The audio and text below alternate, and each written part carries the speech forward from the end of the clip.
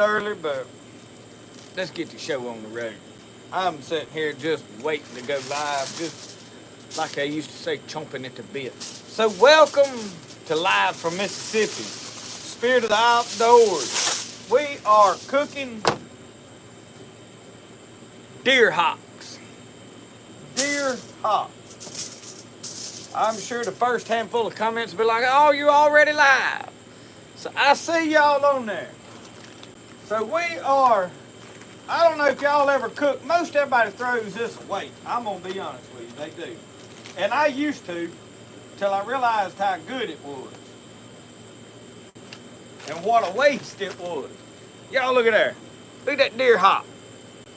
I mean, you got a lot of tendon and stuff in there, so if you cook it like this, you can sort of eat it. So we got some of that Eat 'em Raw seasoning that I make. That's what I'm going to put on it today.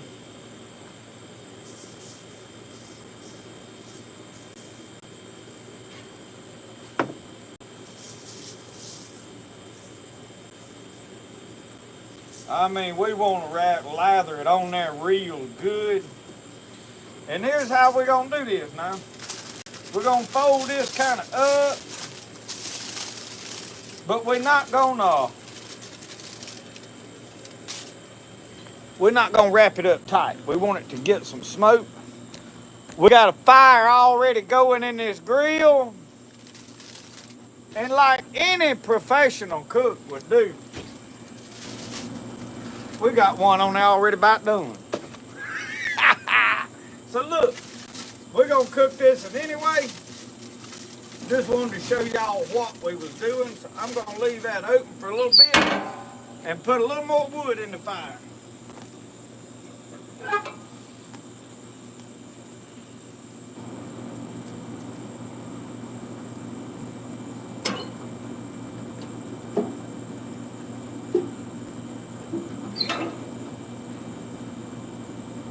Sometimes you got to give it a little puff of air to get it, you know, tuned up and get the smoke rolling. So let's take a gander off in this, and it's about done, and let's see what it looks like. See who all we got on there tonight. I had to steal Michelle's phone. Oh, she got one. She done laid it over here for me. Look at him.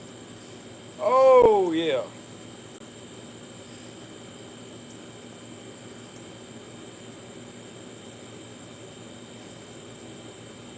So thank all of y'all. I ain't going to go through here and try to call names, y'all, because I'll skip somebody, and I don't want nobody to get their feelings hurt, because I don't do it on purpose. I'm just absent-minded and half-blind, and I'm getting old, and, well, y'all know.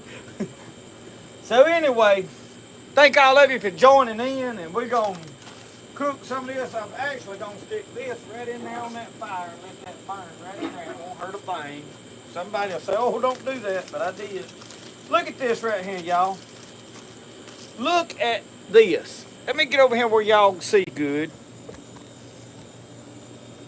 Now, y'all look right here. Now watch this. Just look how this falling apart. Look at that smoke ring on there. Look at that smoke ring I got on this hop all the way around the edge. Hey, y'all be throwing that away, didn't you? I used to throw it, I ain't gonna lie about it. But for a little quick meal like this, when you ain't feeding an army of folks and you just want to cook something, I ain't done nothing but burn some old scrap wood I had over here. That is pecan wood. I got a tree over there I'm steadily sawing on. So I just built a fire in that smoke box right there. Me and Brody got out here and built it. Now he done run off and left me. Damn. Alright, I gotta go find the plate. Flies are gonna throw it off. So let me tell y'all, the light on this, I want y'all to take notice of something. Somebody mentioned this here a while back, and I just have failed to do it. So I tested it. You notice ain't no flies landing nowhere on my cutting board and on my stuff right here.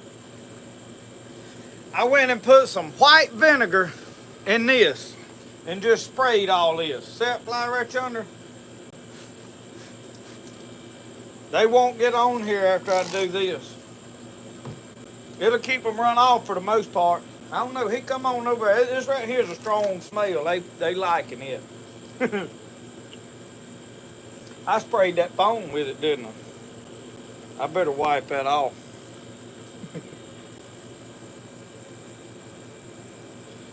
Brian Glenn said, you must work out. Let me tell y'all, I ain't worked out in, it's probably been close to 10 years, maybe close to 15. It's probably been 15 years. But I done got fat. The other day on TikTok, I seen this guy got this pair of 30-pound dumbbells. Does a 5-minute workout. I started doing it this week. I feel better. I got to get rid of this. Me and this ain't getting along. And more than this, right here is what I really don't like. This back here, y'all, is creating more of a problem than this up here does. And I'm tired of it. So we changed a little bit of the way we eating us. We're doing more grill stuff. I ain't like doing a certain type of diet. I ain't cutting out nothing out of my life. I'm going to greatly limit the sugar. Not going to just cut bread out because I like a biscuit along. But we're not going to eat a bunch of them. We're not going to eat a bunch of bread. Probably can cut out soft drinks. I might have one glass of sweet tea with a meal, but for the most part, I've been drinking water and Gatorade. This time of year, it's easy for me to cut tea out because I like water and Gatorade, and it's hot. I'm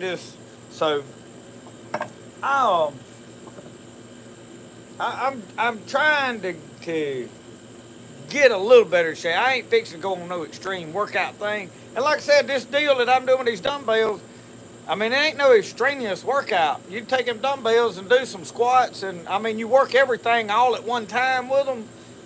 And so we're going to try it for a little while and see what happens. But we're not going to try to get all swelled up. I need to get a little in better healthy shape.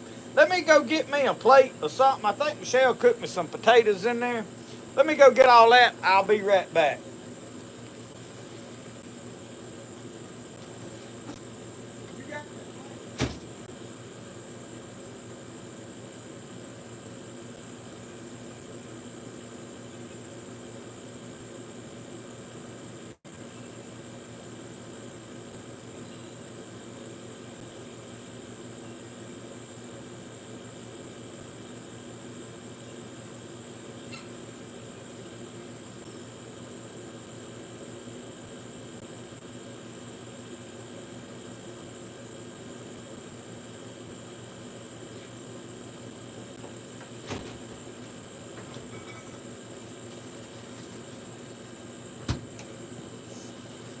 Alright, so let me wrap this up. I'm going to stick that in my... I don't want them flies on this, so I'm going to wrap this up a little more gooder. Mama is working on finishing up the ranch potatoes. So I'm going to cover that up where they don't nothing get on it. We're going to go sit down over here and talk. Let me get her phone where I can read comments. I'm going to have to break down and bought me an iPad, y'all. I'm too stingy. And it ain't...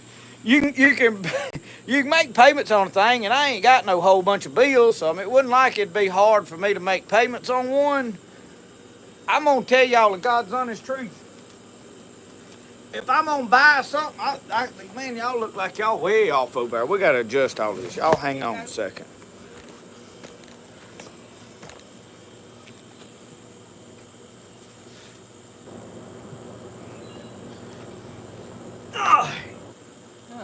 Look at here. She done made me some ranch potatoes. You're going to have to adjust this guy. Well, I'm not going to stay out here. Well, I'm just going to come say hello. I got a birthday you sit here and cake talk while I'm eating this so I don't get sidetracked. Okay. Because I'll have a meal. I can't handle that phone with grease all over it, and then I'm going to need a rag when I get through. That's probably empty. You can set that out of your way. I got a birthday cake to make tonight for Brody. Before we get too far off in this.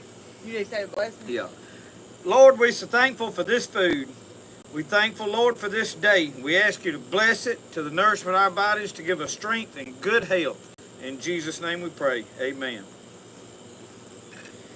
Y'all, there is a scripture in the Bible that mentions even that the food, he said to call not unclean what I have cleansed.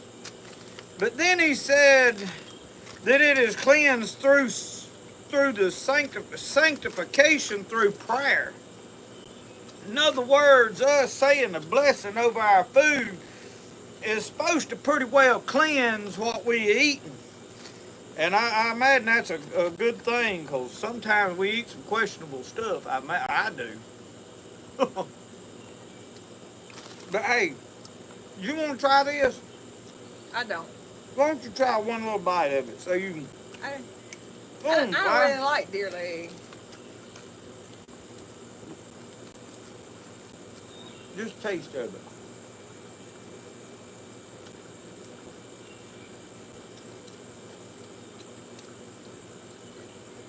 It tastes pretty good. You really don't like it?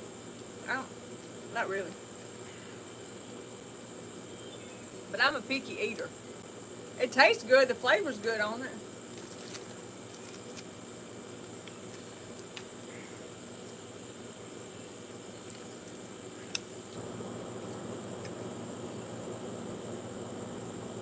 It tastes like roast. It does.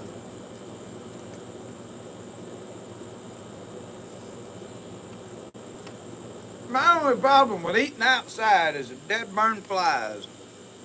I hate fighting flies for food.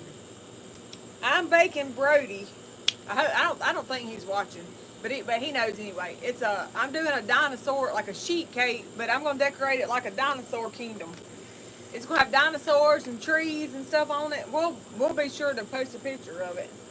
So Brody's birthday party is tomorrow, about 2 o'clock. So that is why we're doing the live tonight, y'all.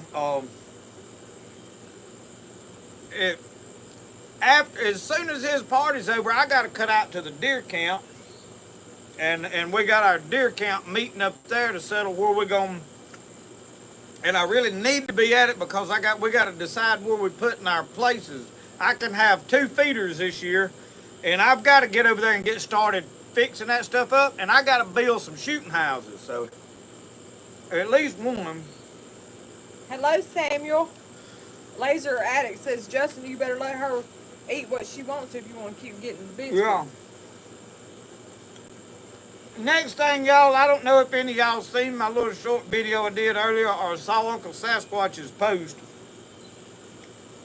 I had talked to him earlier in the week, and I knew Jake, his little dog, wasn't doing good.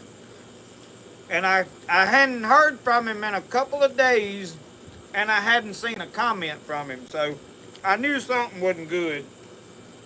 I texted him today, and he told me he was having to go this afternoon, and he was going to have his little dog put to sleep. So Uncle Sasquatch may get on, and he may not, but if those of you that are regular and don't see him on here tonight, I texted him, I said, I'm going to do my live tonight. I said, but if you don't get on there, I said, it won't, I totally understand. So my heart breaks tonight, y'all, for Uncle Sasquatch, because I know it's not like losing a kid now. Don't misunderstand me, but it's pretty close, because you get really attached to these dogs because they right there in the house with you all day. They every move you make, and especially Uncle Sasquatch.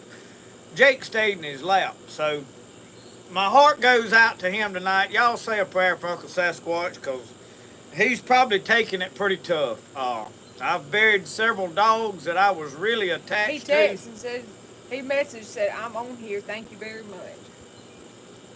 Good to see you tonight, Well, y'all do keep him in your prayers, and I didn't know if he would join in tonight or not, but I wanted y'all to be aware that Jake's been in every video that we have watched from Uncle Sasquatch, and we're all gonna miss him, but probably not like Uncle Sasquatch is gonna miss him. So we love you. We're praying for you, Unc.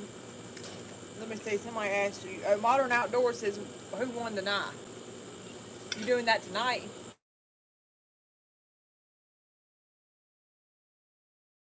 My phone. I've got over 400 names in a coffee can cut up in strips. In just a little bit, when I get through eating, we're going to give that knife away. I got to get that done. Them potatoes is good. Yeah.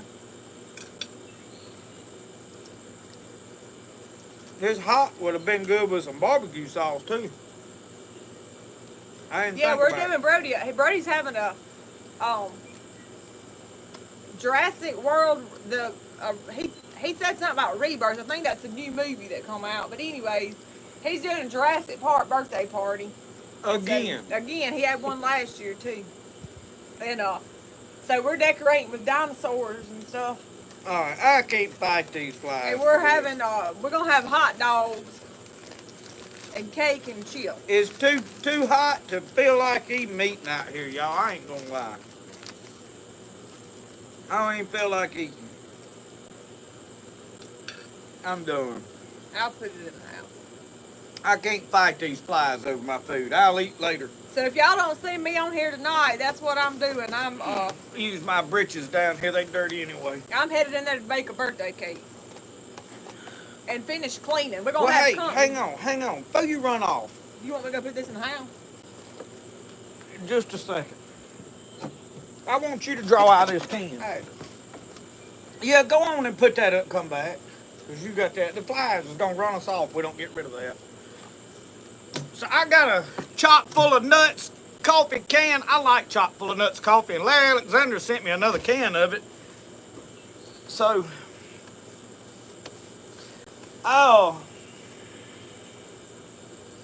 Alicia Stringer said, Justin, I haven't ever seen you eat anything that wasn't good. I'm gonna tell y'all, life's too short to eat food that ain't fit to eat. I don't like fast food. I will eat fast food. I don't like to go out to town to eat. You know, a lot of people, they'll pack up and leave the house and go to town. We're going to go out and eat. And man, that's terrible. There's my daughter. My daughter's calling. Watch this. I don't know how to answer it. We're going to have to end it. We'll have to get up with her later. Anyway, they'll leave the house and go to town to eat. And I'm like, you know, you can eat a lot better food at the house. I can go buy something. Now, I'm not going to sit here and tell you it's always cheaper. It's just about as cheap to go out for two people and eat and then come home and, you know, I get it. But I'd rather cook and know what I'm eating. Another thing, now I'm going to be honest with you, I don't trust people. I don't trust what goes on in kitchens.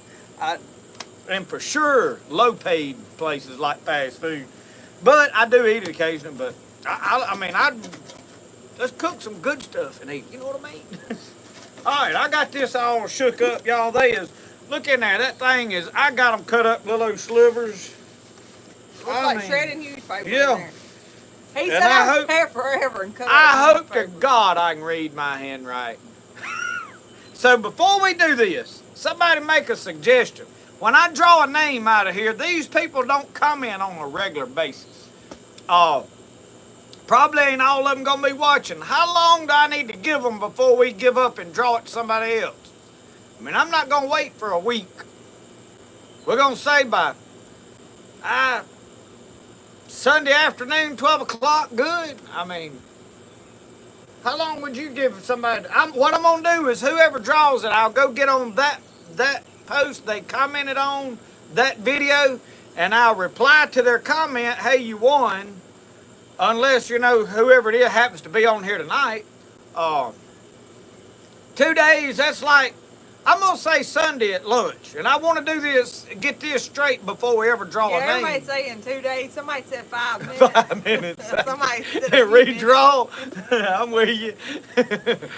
I'm Diamond gonna give said just call my name. I'm gonna give them till Sunday at 12 o'clock my time. That's Central Time.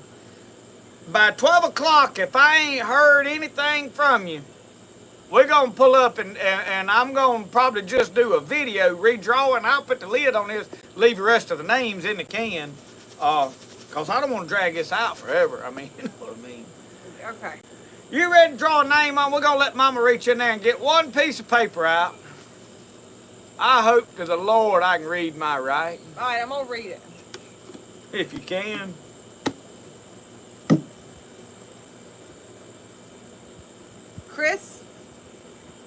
Christopher Rice 5887. Christopher Rice. All right. I don't know if y'all could see that. My handwriting is terrible. Y'all see how rough my handwriting is? But now I was writing these in a hurry. So Christopher Rice, lucky winner on that. You want me to take it in, put it? Yeah, you keep up with that one because I'm gonna have to comment on that. Lisa called Joe phone just now. Won't you call her back right quick, see if she needed something? If it was anybody else, I wouldn't worry about it. But that is my daughter, so Okay. find out and then bring me that back. She's called twice. Yeah, I don't know if she needed something or what. We calling Lisa right now. Well, they was watching when it went to ringing, and I just Hey, so. did you call? What's going on? Okay. I got a little bit of coffee left. All right, well, we got that knife drawn. Y'all, I'm going to be honest with you. I sat out there for, well, on and off for the last several days writing names down. I had about 8 pages, double columns, over 400 comments on there, and wrote all them names down. And then I sat out there for an hour cutting them up into little strips. So Ricky said, give it to me. I'm gonna give him, Christopher Rice, you see this? Email me if you can at justinpeden@gmail.com. I'll comment on there and we'll get stuff straight, but an email or either a message on Facebook. But I'll reply to that and try to get up with him tonight when we get off the live. So I'm going to drag this over a little. I'll tell y'all what I'm going to do. I'm going to lower this thing. It is way too high for my viewing pleasure. All right. Now, I like that mo better. Y'all can see it on TV now. Mama bring me her phone back and I can read comments. I can't hardly read comments. I see something said, please, please. I don't know.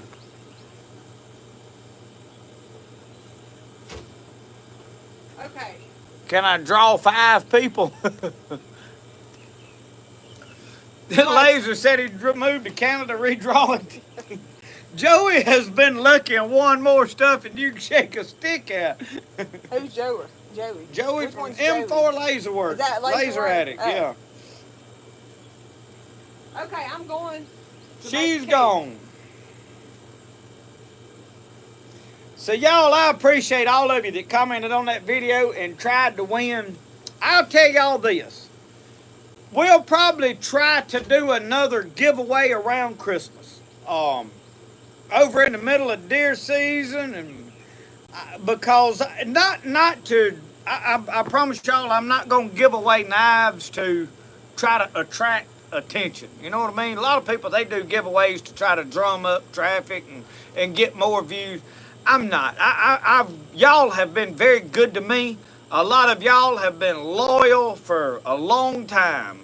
Some of y'all, when I see your comments, you like family. You really are. And I would love to give a knife to some of y'all that watch on a regular basis. So look forward to probably sometime around Christmas. We may give a better knife away and do something. And I'm going to try to set the drawing up a little different where there's not so many names in the hat. Because I would like to try to give it to some of y'all that watch on a regular basis. So we may have some kind of a contest, or I don't know. We'll figure something out. If y'all got some bright ideas that would eliminate some of the random people that just say, oh, knife drawing, I'm going to comment on it. You know what I mean? The first knife drawing I ever did, I made a beautiful Bowie knife, hand forged it. Very good knife out of some steel, them plow gee-whiz as I call them. And the guy that won it, I've never seen him comment on another video since. I got it wrote down somewhere who I gave it to. But, you know, I hate to give a knife to somebody like that. You know, I mean, it don't bother me, but I would love to give it to some of y'all that watch on a regular basis. So, as a way of saying thank you to a lot of y'all, we'll build another knife later on this year. I may build a Bowie knife. We may build we got to get started building the survival knife. I have yet to sell one. I've not tried to. The next thing is I got to figure out how to give away or sell a price. I get tongue tied. I got to figure out a way to come up with a price for some of the tomahawks. Y'all make some suggestions. That last tomahawk I built that I forged and we quenched it, we figured some stuff out. The first one I'm probably going to take apart and redo it because I'm not happy with the way the blade is. I like forging that down to a thinner blade, so I'm going to probably heat it up, beat it out, and re-quench it in water. But the handle and stuff will remain somewhat the same. What is a good price on that tomahawk? Got some beadwork on it, got some leather on it. Y'all make some suggestions. Mike Culpepper, the TP is somewhat waterproof. It rained pretty heavily on it. The fabric will still somewhat soak up some moisture, but I have yet to see water running through to the inside. So any moisture that gets on it runs down out to the outer edge regardless if it seeps through or what. So you can stay in there and stay dry. We get ready to start doing. In fact, Thor Kinsley, I don't know if he's watching. I hadn't paid attention to see if I seen a comment. Sent Brody a bow back last year sometime, and we got it out today to see, and Brody can somewhat pull it back. He's not ready to shoot it by himself. He just, it's a little longer than him. Tennessee Smoky, thank you. Charlie Pickerel, good to see you. For those of you that didn't know, Charlie messaged me this morning and got a good report from the doctor this week. So praise the Lord for helping and touching Charlie Pickerel. Continue to pray for him, though. Still got a little ways to go, but things seem to be getting better.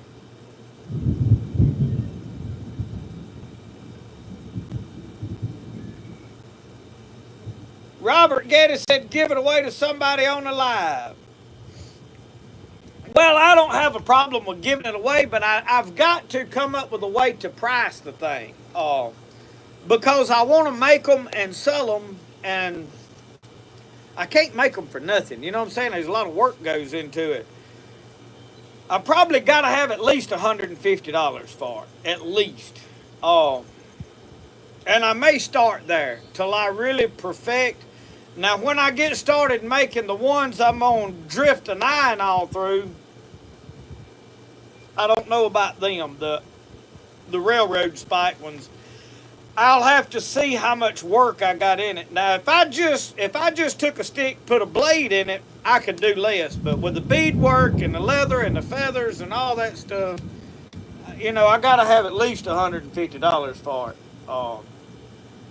I've got several hours in making it. Time I collected the stuff and cut it out and ground it, and I mean there's 5 or 6 hours in it. I'm sure. I don't know. I don't know. People ask me how many hours is in a knife or something, and I really don't know. I can build a knife and sheath in a day's time, and one of the things about my knives, I look at comparing the prices of my knives to some other people. There's some people like Dave Canterbury sells some excellent knives, and his is about $160.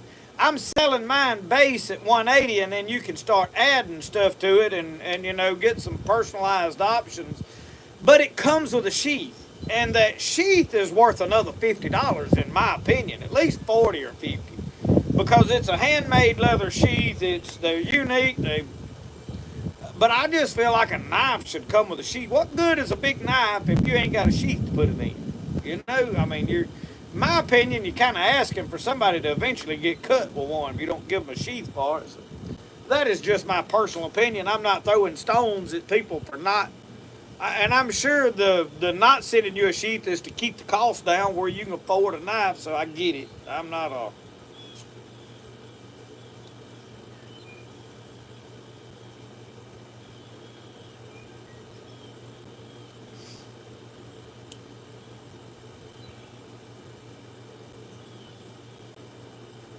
Jerome Smith said, y'all have a good report on my sun poisoning. Went to the doctor. He says I'm healing fine. Still have some pain, but I'm healing. Thanks for the prayers and thank you, Jesus. Jerome Smith, that's good news. Y'all continue to pray for him. Got sun poison, was talking about it last week. Greg said start the bidding off at 120. Do y'all want to auction the Tomahawk off? I gotta come up with a box to ship it in because it's bigger than any envelope I got. Let me go get it. Y'all hold on.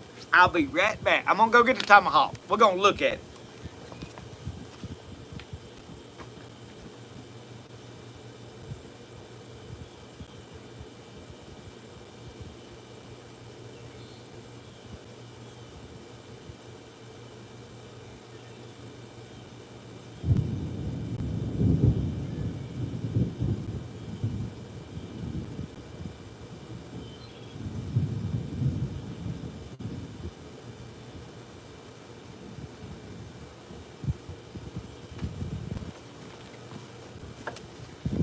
Tomahawk. Y'all hear that thunder rolling in the background? Every time I hear it, I think Garth Brooks is fixing to take off on a song, but he ain't started yet. I put some beadwork on there, y'all. My beadwork is not professionalism. I need some experience on the subject. I don't know if you take this, now I have throwed it and it will stick. It sticks very good. I mean, this one, just that light, it'll stick. The other one that I made, it don't stick that good. It will stick, but it takes a lot more force. And it's because of the angle of this edge. This one right here, this is a separating tool. It'll separate your fingers from your hand. You know what I mean here? Do y'all want to auction it off? I mean, I can make me another one. I like it. I would love to keep it. But I can make them all day long. I reckon there's no point in keeping everything you make. Randall Ross said you should make Brody a buckskin outfit. Randall Ross, when I get my buckskin perfected, I figured it out year before last. And then last year I tried to see if I could do some better. I just took some horrible advice from somebody online, and it cost me. It cost me greatly. And I wound up running a couple of hides. I know I can buckskin. I tried to see, is there a better way of doing it, and it wasn't better. So I've got to get my buckskin down to a fine art, refine my craft. Laser Addict said he was starting a bidding at 125. Somebody had said started at one. I didn't want to cheat nobody. Greg said 120. Laser Addict said 125. Y'all don't put a dollar sign on it. Don't use a dollar sign, because every now and then these algorithms will pick up on that. And we don't want them to know we're peddling stuff, so we'll let it run a little while. If you're interested in a scalping hawk, we're gonna put this thing in a box. We're gonna let somebody have it. I got Joey at 125. Jerome Smith said 150.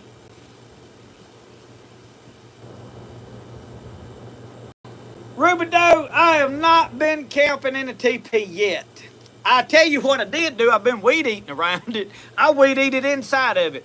It'll probably be full of kids tomorrow. They got a birthday party. Laser, I got Joey at 160. What is the best bait for crappie? Minnows. Minnows. I mean, I love to fish with plastic jigs. I love jigs. I love hair jigs. I like plastic jigs. I like several different kinds of jigs. But what's the best bait? Minnows. I mean, that's just a fact. If I'm going to a lake that I ain't never caught no crappie on, I'm taking minnows. And I have not really done this at Kemper Lake. This fall, I'm going to Moofoos and get me a bucket. I got Jerome Smith at 175.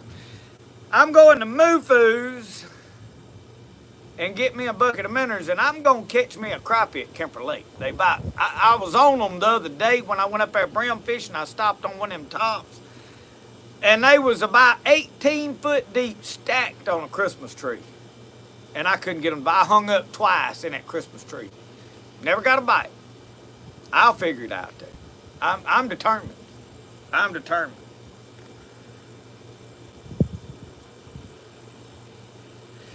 Tennessee, I want to get a price. I think auctioning this off will help me get an idea of what to do, and I'm gonna make some more, and yeah, we'll do some videos out in the woods.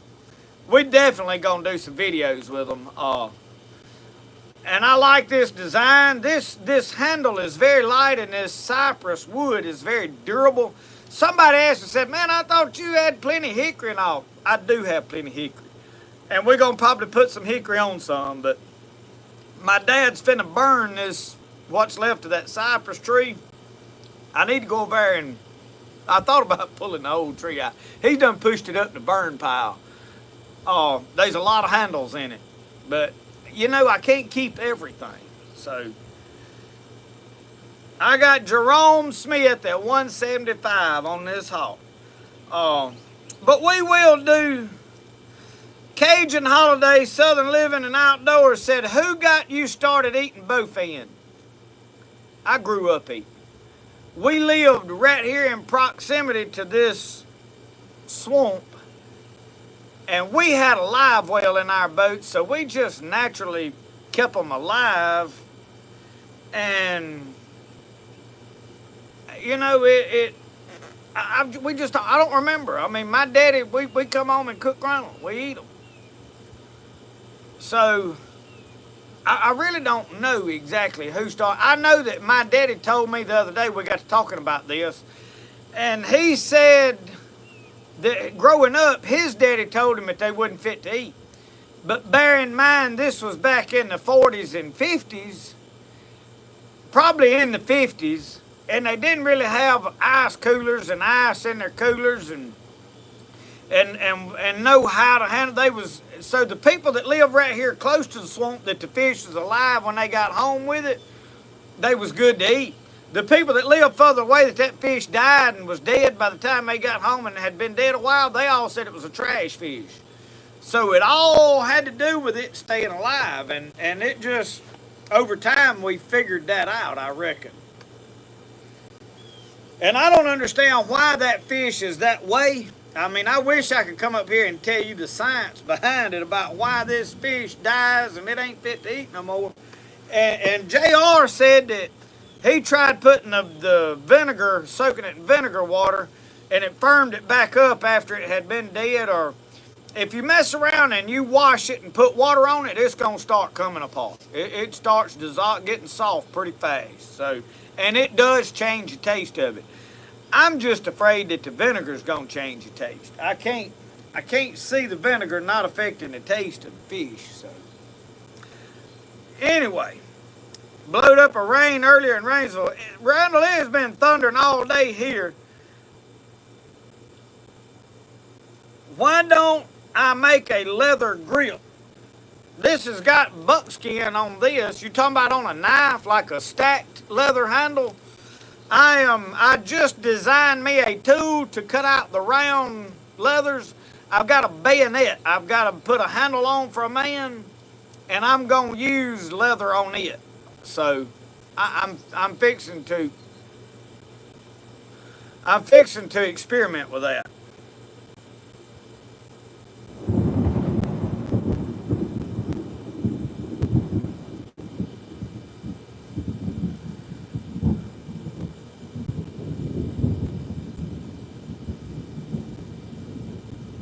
I'm reading comments.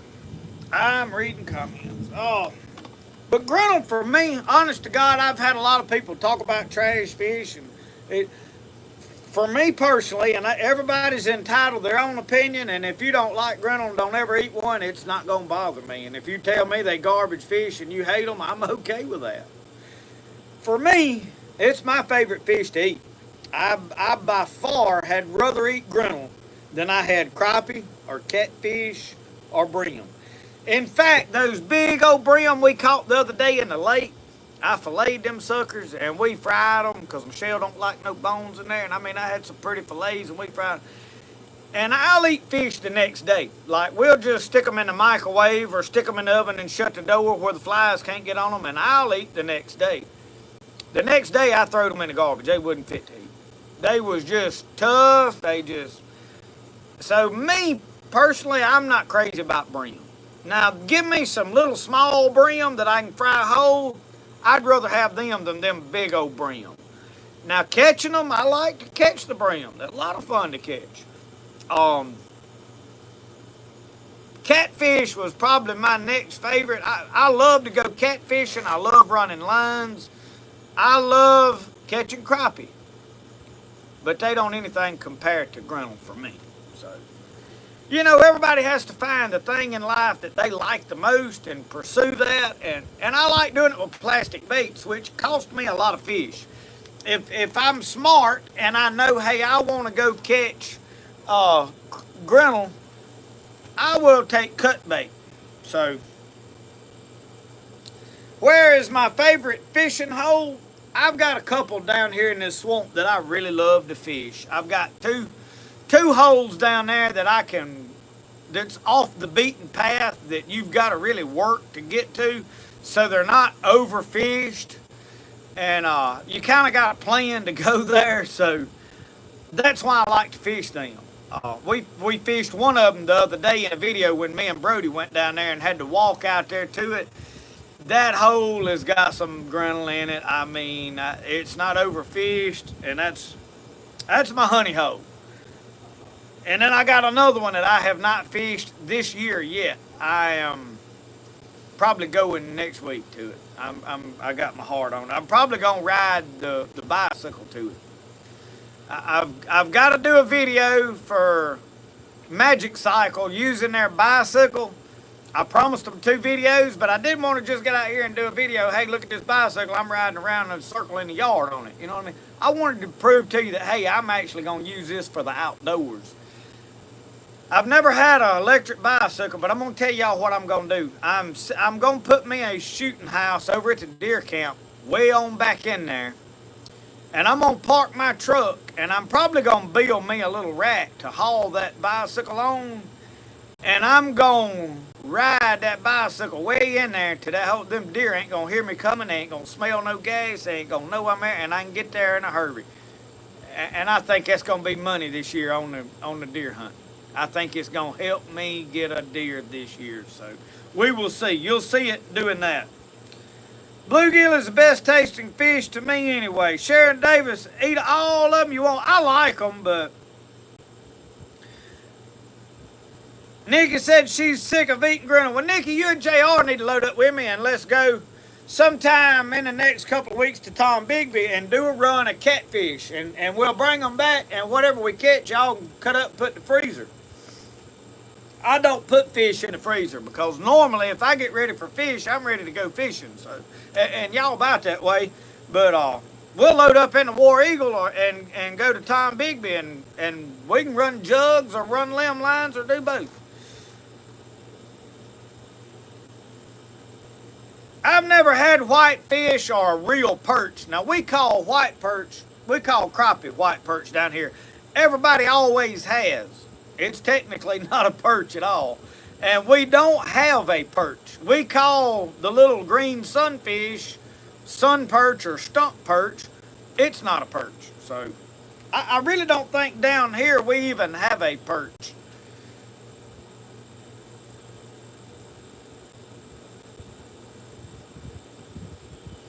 Nikki, I don't know. I've yet to be able to catch gar.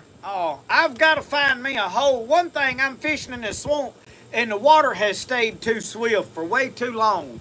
So I've got to find me a place to catch gar. The next thing is I probably got to go fish with cut bait. And I keep fishing with plastic baits when I go ground fishing, so I ain't gonna catch no gar. I have got some rope baits, and this duck pond is full of the little gar.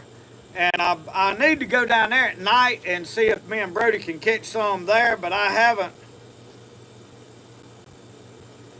I wanted to try the gar balls. I have yet to cook a gar this year, and I hadn't had very much grinnell. We've cooked a few grinnell, but I hadn't. I could eat grinnell every day now. I love it. I love grinnell. I could eat it at least twice a week.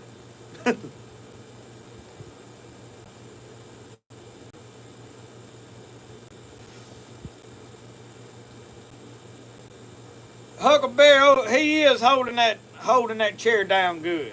He's got it made, y'all. I ain't gonna lie about it. That boy right there knows he's something other.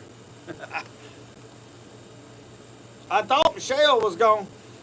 So on this, are we at Jerome Smith for? Get back to this. I got Jerome Smith at 175. Is that a done deal? We done right there. Going once.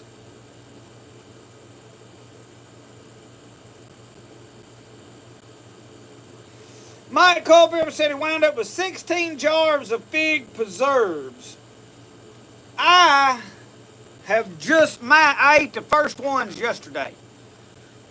Going twice. All the marine life is dying in South Australia because of algae. A lot of people is from the desalination plant. Alicia Stringer said, where do you get your lard to cook with? I've got a 5-gallon bucket over here of lard. I bought it at Williams Brothers. It was like, I think $60. May have been $4. There was a price wrote on the bucket lid.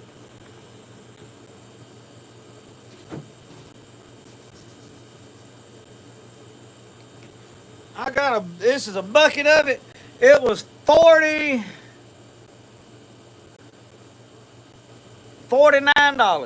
What it says.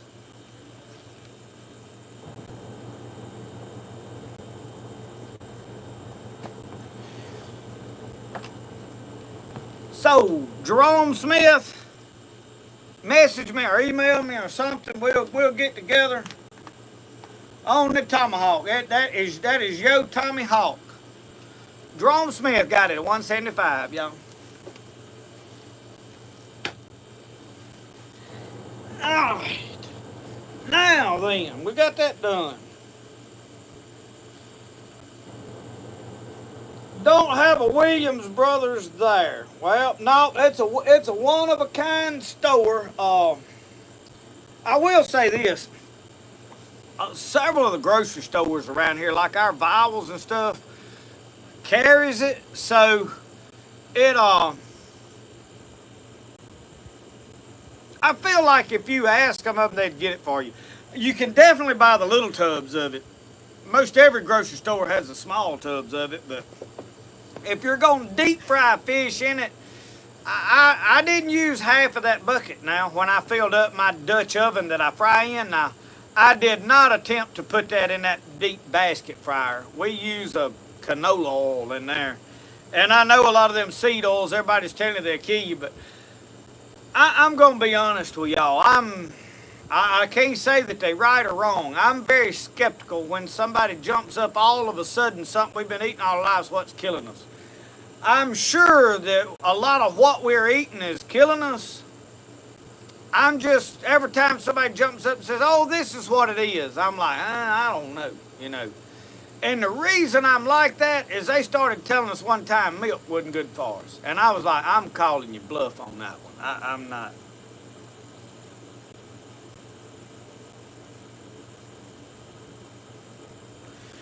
Nikki, y'all tell me when you're ready to go. I can go. I can change my schedule around. I have to call the boss. And the only thing y'all gonna have to find somebody to set with my mom now, because it'll be it'll be take most of a day to do it.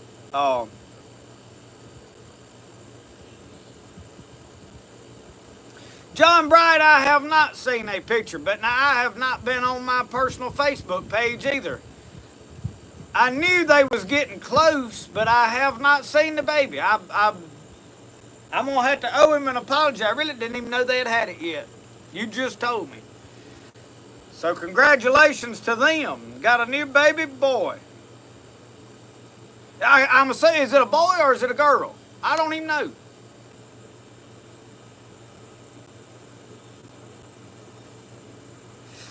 Robert Getty, they're saying it causes inflammation, but I have had less inflammation this year than I've ever had in my life. And I've eaten a pile of fish. So I can't say that I'm buying it. I don't. I hate to be. I hate to disagree with people, but I mean, I can't lie to you either and say, oh yeah, I've been hurting. I wondered what was causing that. I feel as good this year as I've ever felt. Usually by the time the pokeberries are getting ripe, I'm wanting to eat them. I'm looking for them because I use them to fight. This year, none of my joints are hurting, none of my knees are hurting. So I've eaten more fish this year cooked in that canola oil probably than I ever have. So I don't know. I'm just skeptical, I guess. I'm not gonna say anybody's wrong because I don't know. I'll tell you. I'll be the first to tell you I don't know. Greg Champ got the plantain salve. Y'all, if you order plantain salve off the Etsy shop, know this. Take it inside, set it down on a counter in the upright position for a little bit before you open it. Because if it sits in your mailbox for a little while in this heat, it could be a liquid when you open it. And I don't want you to ruin you.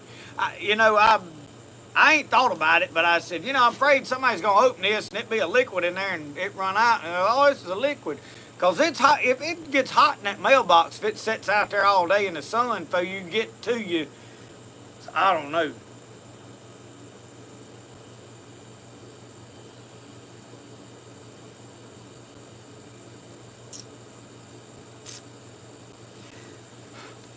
But now I will say them fish that we cooked the other night, we cooked them in lard. I have cooked a good bit of fish in lard, but I have cooked a good bit in seed oil this year too. So I don't know. But now I have not eaten a whole bunch of unhealthy stuff. I have not really tried to eat healthy. I'm just now trying to. I'm trying to regulate the amount of sugar.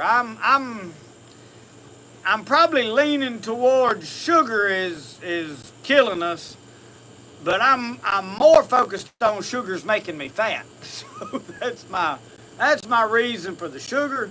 But now I've heard a lot of people saying the sugar is what is speeding up the growth of cancer cells. So and I can't say it is or it ain't. I'm not a doctor, and I'm not going to try to. That's why I say I'm not going to sit here and tell you anybody that's wrong about it. I have to tell you my experience, and that's the only thing I can go by.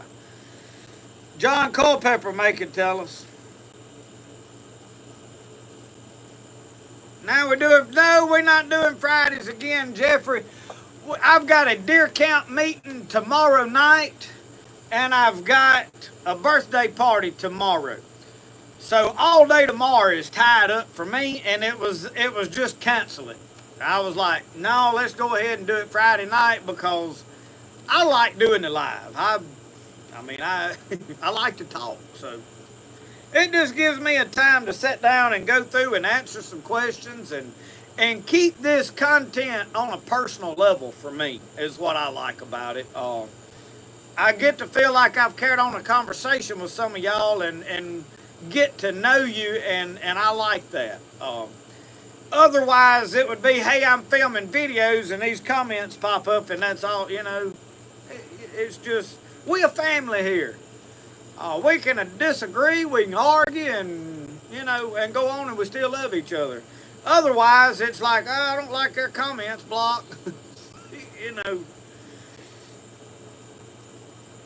What type of seasoning do I use when cooking crawfish? I'll be honest with you, we hadn't cooked no crawfish here. But we use crab boil in the liquid form most of the time.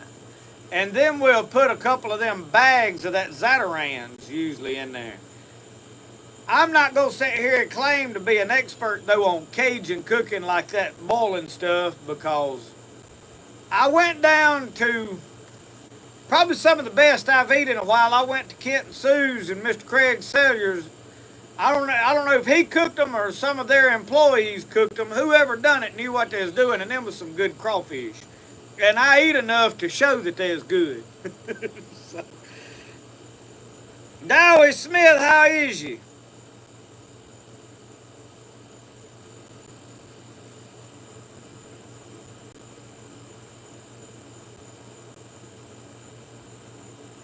I have never eat with a lot of beef tallow. Now, I put beef tallow in my hamburger meat when we grind it up. When we grind up deer meat, I add beef tallow to it.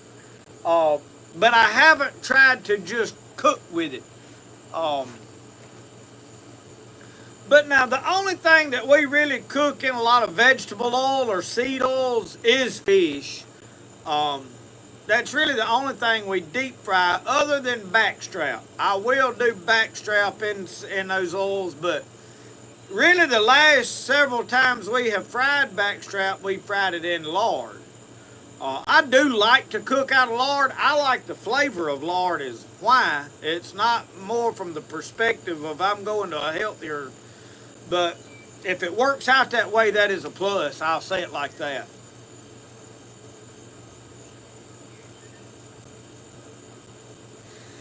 Mike Reeves, it is some neighbors of mine that live over here, and they've been going all year and have asked me a couple of times if I wanted to go. And the other times they've asked, I had arrangements and stuff planned and couldn't go, and it worked out I could go. But now this was the tail end of the season, so we did not catch a lot of fish. But now I will say that was a lot of fun. That was the first time I'd done it, but it was Daniel Stewart and um, Jared Agent was the guy that had the boat, and they know what they're doing. They've been doing it for several years and have kind of perfected their method, and they've been very successful at it. And they do several different lakes. They've got boxes in several different lakes. They mark them with a handheld GPS, and they can drive right up to them, and they find them with that down scan, and they got to set up, and they got to where they said they having better luck setting them below 7, 8 foot because it keeps other people from finding the boxes and diving for them. If they're in chest deep water, everybody's done checked your boxes. So, and I can understand that.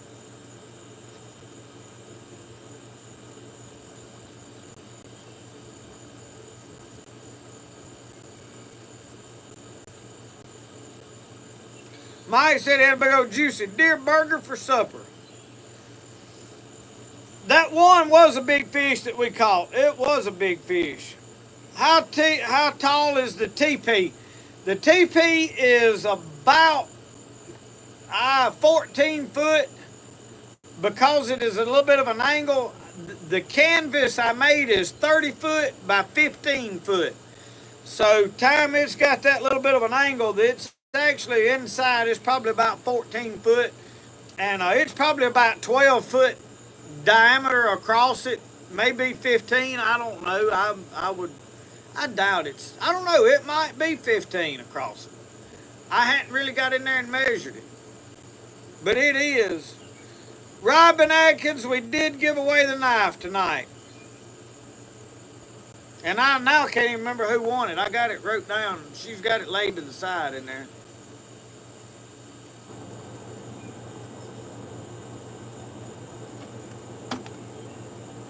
I had to go back and look. Cleans, yes, I would. In fact, we've got plans to come to Bay St. Louis gator hunting. I didn't get a tag, but we got a guy that's got a tag. Y'all may see English Joe on here some. He drew a tag and contacted me. He was like, hey, take me to South Mississippi gator hunting. So I called Craig Sager and said, hey, can we come down there and gator hunt? He said, yeah, come on. So, done deal. We hadn't went through the details yet, but as far as I know, we got plans to go unless something goes awry.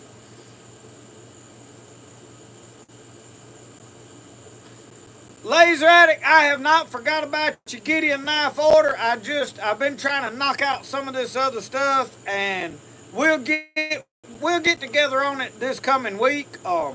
I'll have the birthday party and the deer count dues and all that stuff out of my hair.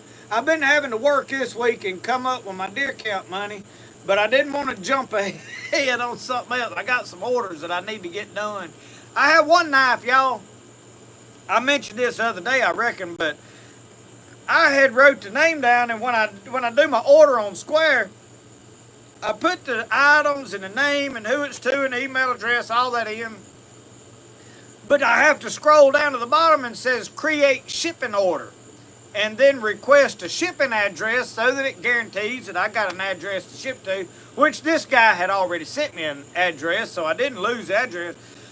But when I got to working on the knives, I had several Etsy orders pop up I was working on, and since this didn't come up in my order list, I failed to make the knife, and he paid for it. And then I got this, and I was like, I can't find this order.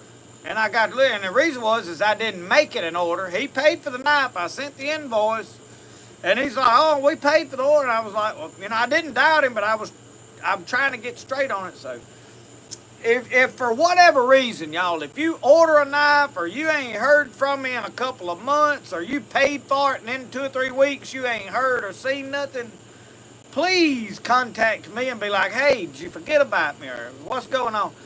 It takes me a little bit to get the names sometimes on the order list, which right now I about got the order list knocked out. So at this point, I got like 2 or 3 names left on the list I hadn't contacted. If you've been supposedly on that list for a while and you ain't heard from me, please contact me, because I will tell you this. I know of about 3 or 4 names that I got to the name and I went through my messages on Facebook. I went through my emails. I went through messages on text messages, different places I get messages from, and I could not make contact. I don't know if I misspelled the name when I wrote it down or what I did, but I lost the contact information. And I mentioned it in another video, so it's a failure on my part of me doing business. I'm fairly decent at making knives. I ain't real good at handling business. I'm learning. I'm getting better. But I ain't good at it. I'm one that I have to learn as I go.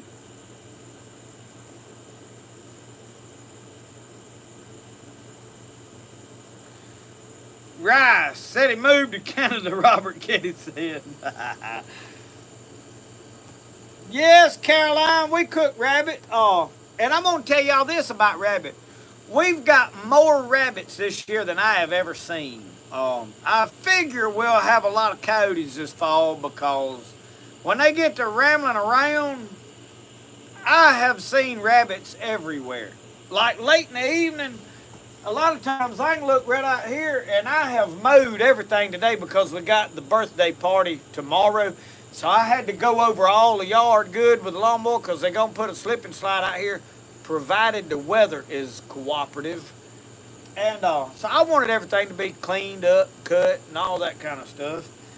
So they may not be out right now, but normally when I leave the grass a little taller and it's, close to time to cut it, they'll be out eating in that grass. So we've got rabbits running everywhere. Jason McAllister said we learned from our failure. I've got a philosophy. I have learned way more from mistakes I've made and things I've done wrong than I ever learned from success. And a good example, there's been several different things in my life that was new that I've never done, and I tried it, and it worked perfect the first time because I was diligent and careful about what I'm doing. And I got cocky, and I was like, oh, well, I got this, I get the big head, oh, I got this figured out. And the next time be a disaster. Like, don't nothing go right. And then you're like, oh, Lord. And what the problem is when I done it right, well, you don't know what you really did. Everything just went right, and you got lucky. I mean, you might have an idea what you did. But when you do something wrong, well, this don't work. I know for a fact this don't work. So, yeah, I agree. You learn from failure. My daddy's got a saying, though. He said, some people live and learn, and some people just live. And I know some of them. John Bright said it's raining there again now. We ain't had no rain yet today. I ain't complaining. I will say this, we planted a whole field of pumpkins. They could use a shower. I don't need no gully washer on them, but we could use a shower. Thomas Shepard, good to see you tonight, brother.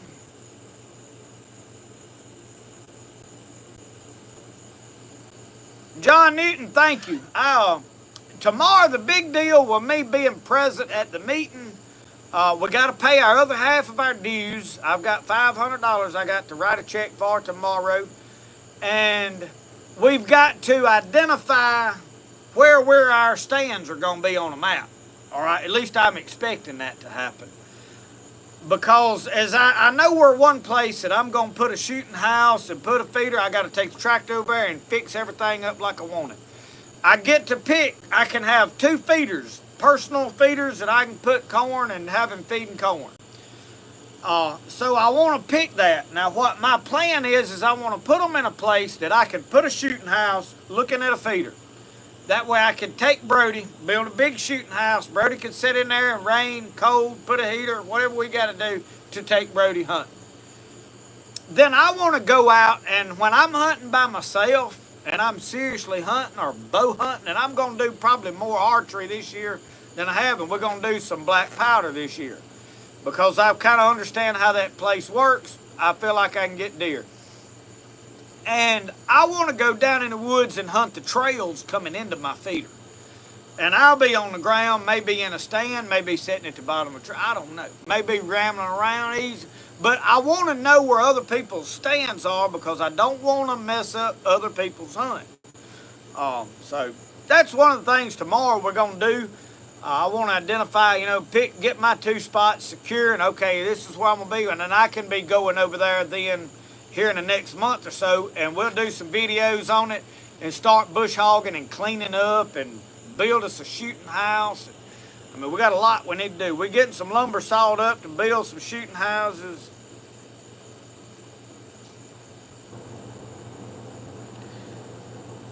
Charlie Pickles said you can always teach an old dog a new trick. Some of us old dogs have a hard time learning that trick.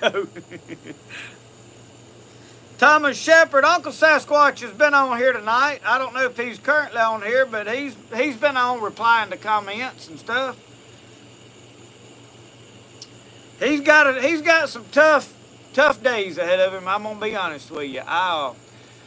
Speaking of the subject, I had a pit bull that I raised. When me and Michelle first got married, my mama never would let us have a bulldog of any sort. Wasn't gonna have it. And I always wanted one. So when me and Michelle got married, we got one, right straight. And then we had a baby. And Mom was like, you can't have that dog in the house with the baby. But we raised a dog in the house with a baby. Never had a problem. I had that dog for 3 years and it just vanished. I don't know if somebody stole it, but he loved to hog hunt. And he'd come back cut up a time or two. So he just disappeared. I don't know what happened to him. And we was tore up about it. He was 3 years old. We hadn't had him that long, but we had done got attached to him. But I had a puppy off of him. And we raised that puppy, and I named him Junior. And we had Junior for about 8 years. And y'all, I went through some of the darkest times of my life with that dog. Dark nights of loneliness, fighting alcoholism, just some personal issues in my life, that times that I got hurt. Emotionally, people done some things to me that they shouldn't have done. Just treated me bad. And I took it pretty hard, and it drove me to my alcoholism probably, or contributed to it. Didn't justify it, but I spent a lot of dark nights out there in that shed by myself. And that bulldog would come out there and lay in the floor of that shed. He had a bed out there, and he stayed right with me every night. If I stayed out there at midnight or 2 o'clock in the morning, or if I went in at 8:30, he was right there with me, and he'd come in the house, and he had his little bed, and he'd get on his bed when we went in the house, and he made every step I made. Rode with me, tree a coon, track a deer. That bulldog, found 2 deer for me that I had blooded up and lost, and I didn't realize he'd found them. You could open a coon trap and turn that coon loose, son, and he'd put it on. There wasn't no coon getting a better part of him. He was a good dog. And he got heartworms, and he was a lot like this situation. We knew he was fixing to go. And he disappeared. I was working on this house, and I come in one night, and I was still building. I was putting walls up. I was putting this barn wood up in the walls and actually working on Brody's room. And that dog followed me in the house, and that night I walked through the house, and I was talking to that dog. I said, Junior, this is going to be the laundry room, and this is going to be the bedroom, and this is going to be this. I walked through there like I was taking him on a tour, you know. He never got to spend a night in that house. That night, we was working on some stuff, and the next day I was wiring plugs in the room. Michelle said, have you seen Junior? I said, no, I never. I said, he didn't come in with me last night. I said, when I got ready to come in, I couldn't find him. So we got to riding around looking for him, and we hunted him for 3 days. And my neighbor up the road told me, he said, well, if you don't find him, he said, I got some puppies. Said, they fixed to be born any day now. He said, I said, well, I may want one. And I knew we was getting close to losing him, but I wasn't ready for it. And I was in there sitting in, I don't know if I was in Brody's room or in Lissy's room, but I was wiring electrical plugs, and Lissy come in squalling. She had found him. She walked around, and I had that old teepee put up down here behind the house made out of an old trucker's tarp. And he had got in there and laid down and passed away. And I'd walked down there that night and called him before I went in, and I know he had to have heard me unless he was already dead, and he never come out. And it took me 3 or 4 days to really get over that. I mean, I had lost my best friend. I ain't gonna lie about it. So it's tough. All right. And it took me several days because he was my best friend, and he was with me through some hard times of my life when I didn't have nobody else. And me and Michelle had some problems through them times, and they were some times, not all, but not long, but there were some weeks where we separated and this, that, and the other, and he was with me. And he stuck with me through everything, and you know, you don't realize until they gone how attached you are to them. But now, when he passed away, we got this one, and I ain't never had a dog love me like this one loves me. I mean, that and there, he's gonna be under me every move I make. So, you know, I get it. It's tough to lose something like that. So that is why I tell y'all, my heart breaks for Uncle Sasquatch. It's been a lot of years of attachment.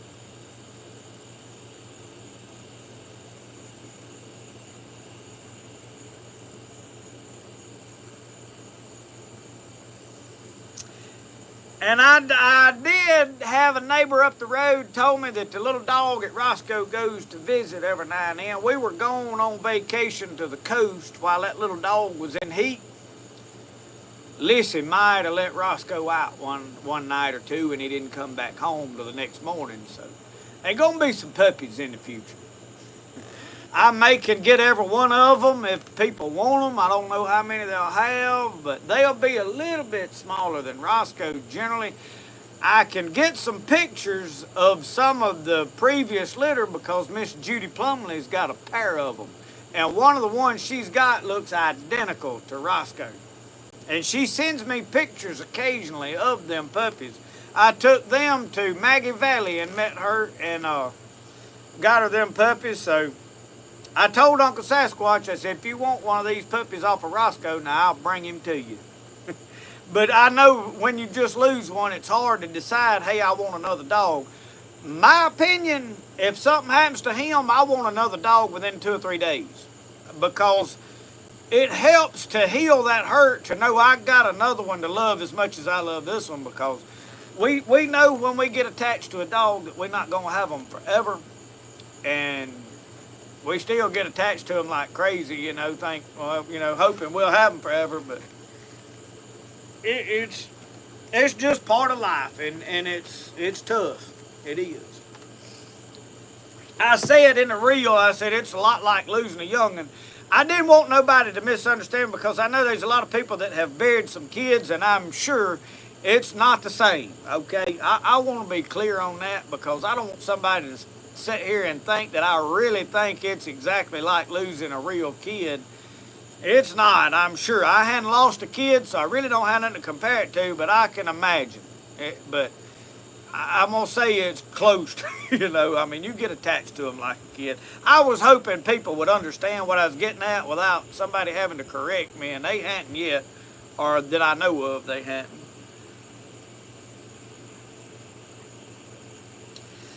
Backwood homestead, it is tough losing a dog, and I'll tell you why.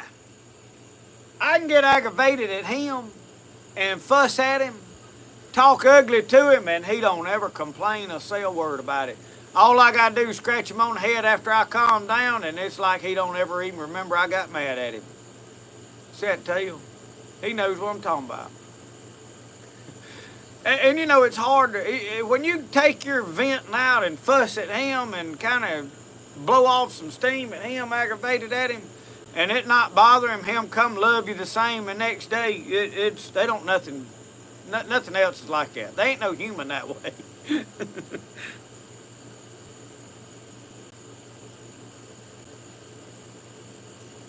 John Campbell, how are you? Local Life Outdoors, how are you, Eric? I do know one thing I did not do last year that we're going to make up for this year. Me and that fella right there didn't do no whole lot of squirrel hunting. And I'll tell you all why. I got focused on that, trying to figure out where to deer hunt and worried about, because the previous year I didn't get a lot of deer meat. And I eat a lot of deer meat. I like deer meat. Pretty good. And I got worried about, figuring all that out and getting everything set up. And I just didn't do a lot of squirrel hunting. But this year, I expect we're going to do more squirrel hunting. Because if I don't take him, he ain't never going to get good at it. We can hunt posted land, because once he sees me coming to that tree, he'll hush. He won't say another word. We can hunt posted land. And I got a CZ 457 bolt action 22 with a good scope on it. If he hides in that tree and he got 2 or 3 hairs sticking over a limb, I can find them with it. And I'm acting, I'm going to do it.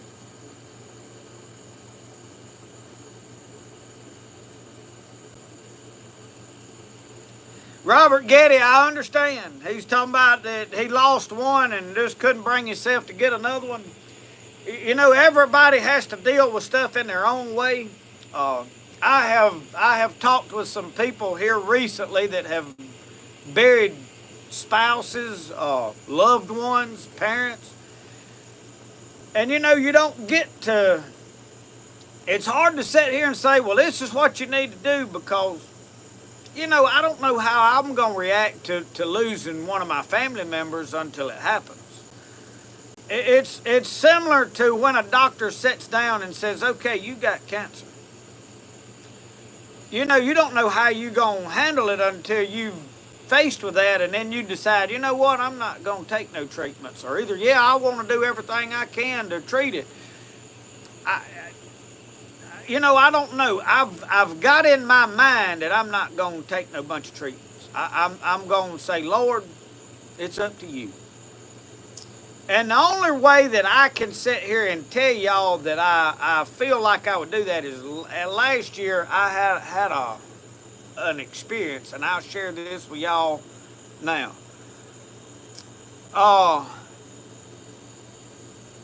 Backwoods, bring that back up in a minute. I got a hush device on a 22 I'm going to play with. We'll talk about it a little bit. Last year, when we went to Smith Lake, I had been experiencing some pain when I used the bathroom in the mornings doing my business. Y'all know what I'm talking about. And I started passing a little bit of blood on my toilet paper when I wiped. Wasn't much.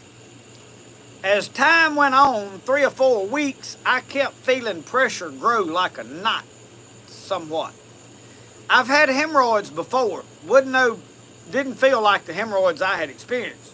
Some people say, oh, it's an internal hemorrhoid. That's what, and it could have been. I don't know what it was. I never went to the doctor. But one morning, I had not told anybody, not told Michelle. I hadn't told a soul.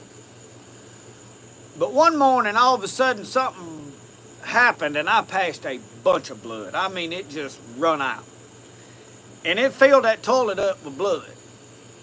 And it scared me. And I lost enough blood that I started feeling faint. And I sat there and I said, Lord, if this is it, if it's my time to go, Lord, I'm ready to come home. Take me home. I'm ready to come. I said, but now if you still got a work for me to do, I said, if you through with me here, I'm ready to go. But now if you got a work for me to do here, Lord, I need you to heal me where I can do it. And I was serious as a heart attack. I mean, I meant exactly what I said. I said, Lord, if you need me to do that, you got a work you want me to do, I need you to heal me so I can do it. And then I told Michelle, I said, Michelle, we got to talk. She said, what is it? I said, I'm passing blood. She panicked. And I knew she would. That was why I had hid it from her. I didn't want her worrying and pestering me about going to the doctor because I already knew I wasn't going to no doctor. Well, that's the first thing. Well, let's go to the doctor. I said, I'm not going to the doctor. Yeah, we fix it. We got to go to the emergency room. How much blood? I said, it's a good bit of blood. Yeah, we going to the doctor. I said, no, we ain't. She said, well, what are you going to do? I said, I'm fixing to go to work. And I did. And you believe within 2 weeks I didn't have no more trouble? The Lord healed me of that. Whatever it was, whether it was a hemorrhoid or whether it was whatever, I ain't had no more problem with it. So, you know, when you're faced with something, that's when you find out what your faith is. So,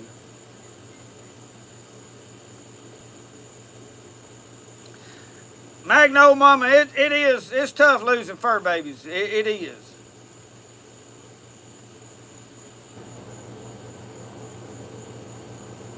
Alicia Stringer, I'm sorry to hear that. And like I said, I ain't gonna honestly try to compare it to losing a kid. I have not experienced that. I don't want to. I hope I never have to. I know some people that have, and years later they're still struggling with it. So I feel like it is different. I mean, from my outside looking in. But it's tough. Tough losing your fur babies. So, Backwoods Homestead, putting a hush device on my Tikka T1X Hunter. I'm not familiar with Tikka's rifles. I mean, I've heard of them. But I bought a Cricket last year. It's got the little carbon barrel. Y'all seen it in some videos. I got a hush device, kind of, don't make so much. And the reason was, I wanted to be able to take it to the deer stand with me and prop it in the corner or keep it down in my bag. And if I seen a rabbit over there and I thought, well, I'd like to eat rabbit for supper tonight when I get home and I ain't going to shoot one of these deer, I could harvest me a rabbit without really ruining my deer hunt. You know what I mean? And that was my reason for it. So I have been playing with it a little this summer, a good bit, and figuring it out. And as these bills change, I'm hoping they get a little more relaxed on the hush devices. They're supposed to be removing the $200 tax stamp, but I don't know what the forward progress is. I'm going to have to stop by my local pawn shop because I promise you they can tell me what's what. I would like to probably put one on another rifle or two, but I don't want to invest a fortune in it. My biggest reason for having one on a regular rifle is target shooting. You ain't deafening yourself. That's the most practical reason for me. I already can't hear good, and I'm bad to forget to get hearing protection when I go to shoot a rifle. I mean, I don't recommend that everybody shoot a gun without hearing protection. I'm sure that's part of why I can't hear now.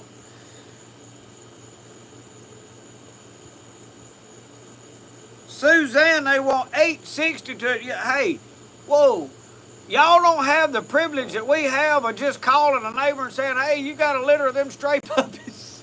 I mean, there's always somebody done got a mess of dogs that they want to get rid of one. And I'm going to tell you, a mixed breed dog usually makes a best dog. Roscoe's not pure anything. He's out of some old stray dog come up and but it was a feist that came up and bred the feist that the man had, and a feist is really just a small breed of some kind of rat terrier or Jack Russell or something of sorts, but it's not a pure bloodline. I need to get one of them DNA test things and do him and see exactly what all is in it. Uh, Larry said there's bad weather coming our way. I may need to pull the radar up and investigate that.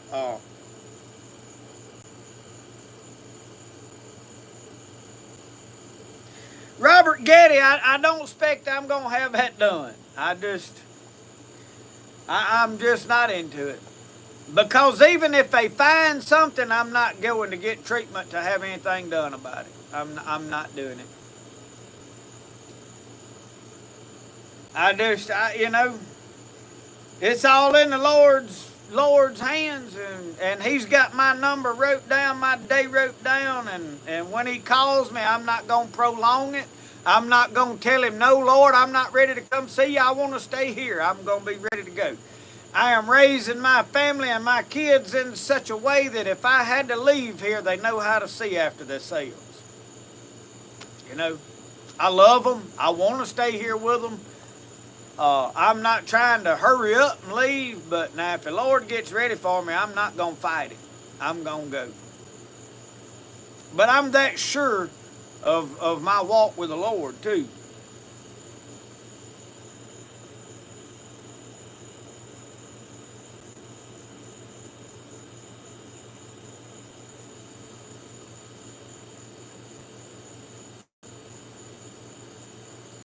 John Culpepper, that is good news. I'm going to wait till after that happens before I try to get another one.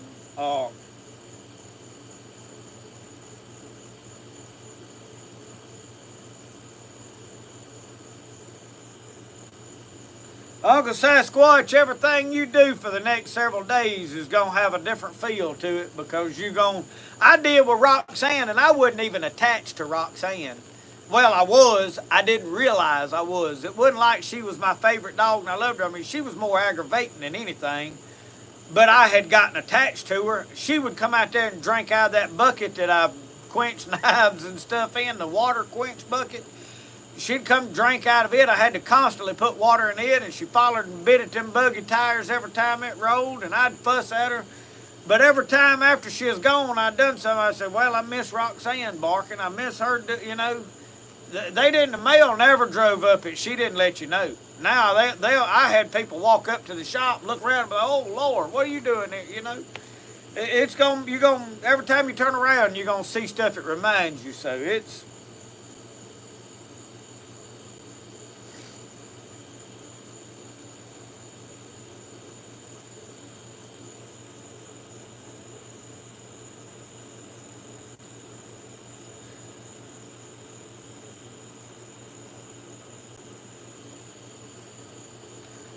Let me see if I can pull up. I don't know. I got Michelle's phone here. I don't know where her weather radars is.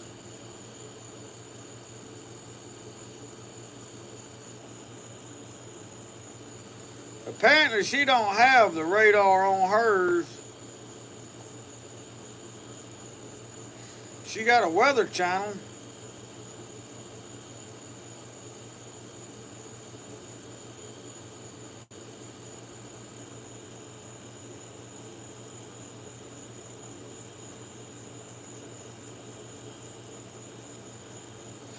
I don't like the Weather Channel app. I don't even know how to operate it. I have my radar app that I like to look at the radar on. This Weather Channel, they got way under too many ads on theirs.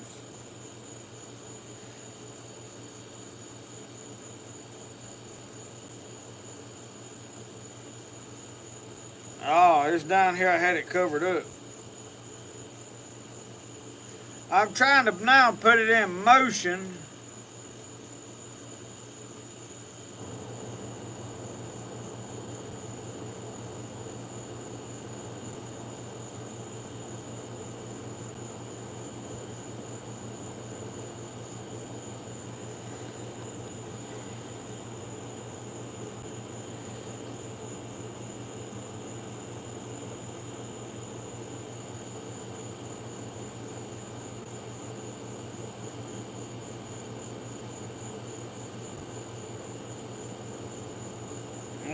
see. Yeah. Looks like it is fizzing out though on us.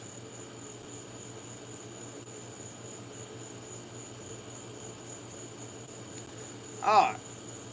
I looked at the radar. That's what I was doing, is checking the radar. They said there's a bad sail, and it is right beside below us, but it looks like what's coming is splitting and gonna kind of miss us. So let's hope and pray that it does. But that ain't no guarantee, y'all. I keep my head down. It's getting dark out here, which it's 8:30 now. It's supposed to be getting dark.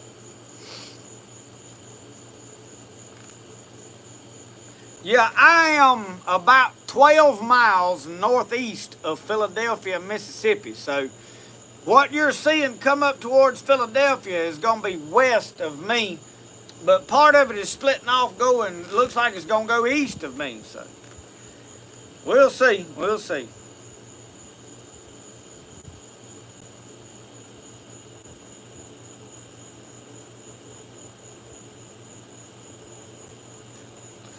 John Thomas, I had somebody tell me that it cleaned them out.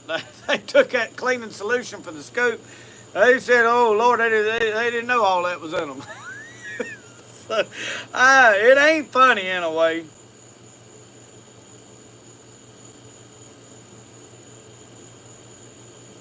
Oh, Lord. Well, Michelle left her water out here. I'm going to drink it. She done RUNNOFT. She come stuck her head at the door a while ago, said she was going to her mama's to do something.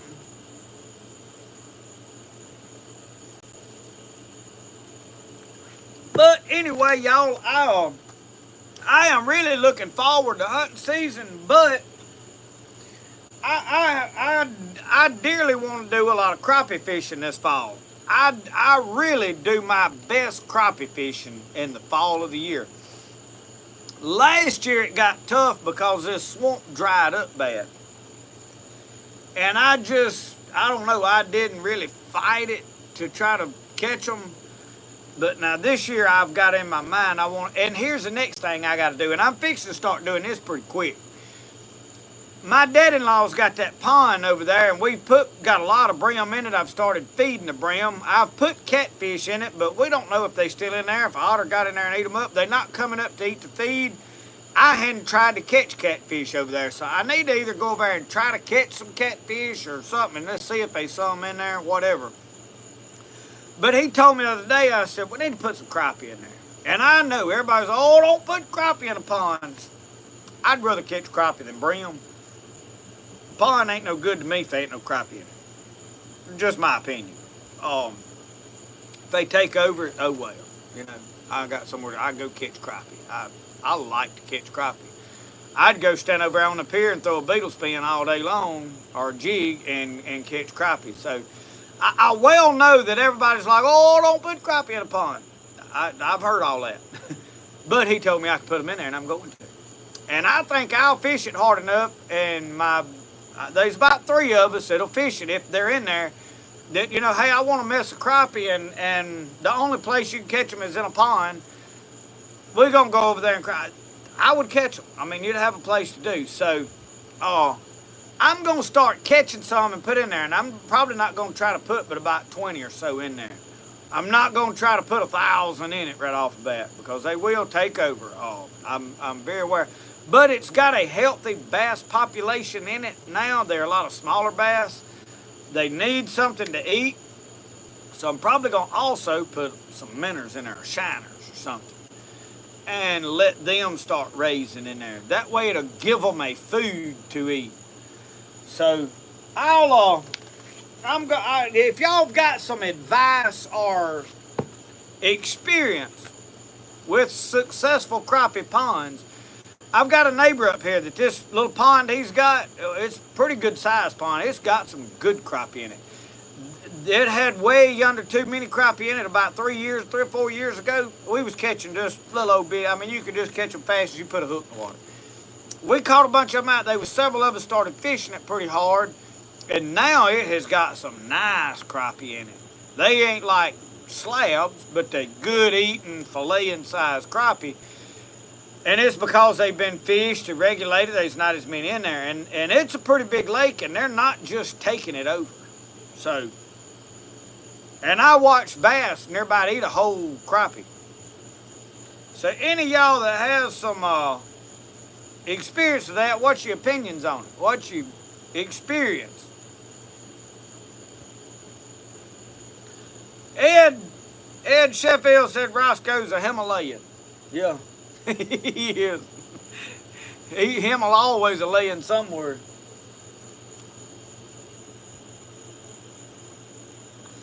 Yes, Mike Culpepper, we fixed it last year. Now, I did not send it off. I was going to send it off, but this late in the year, I don't think I'm even going to worry about it. I'm not happy with it. It's cut crooked, but I put it aside. I've got it sighted in for open sights. I think I'm just going to run it. Because I don't want to send it off and then not be able to hunt with it this fall. So I've got it where I can shoot it and hunt with it, so I'm okay with it.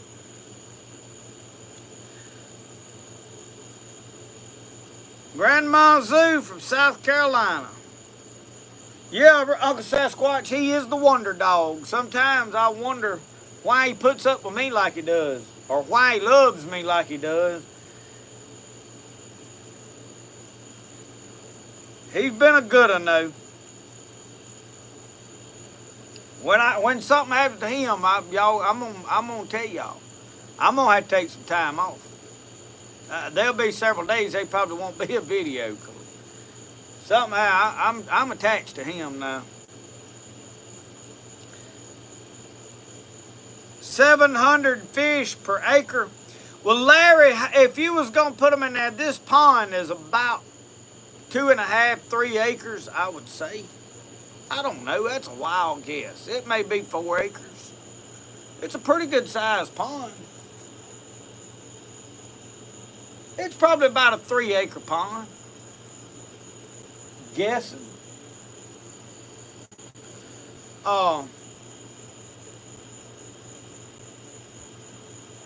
So yeah, I'm not gonna put 700. What I want to do is I want to go catch some grown fish through this fall and just go over there and release them in there.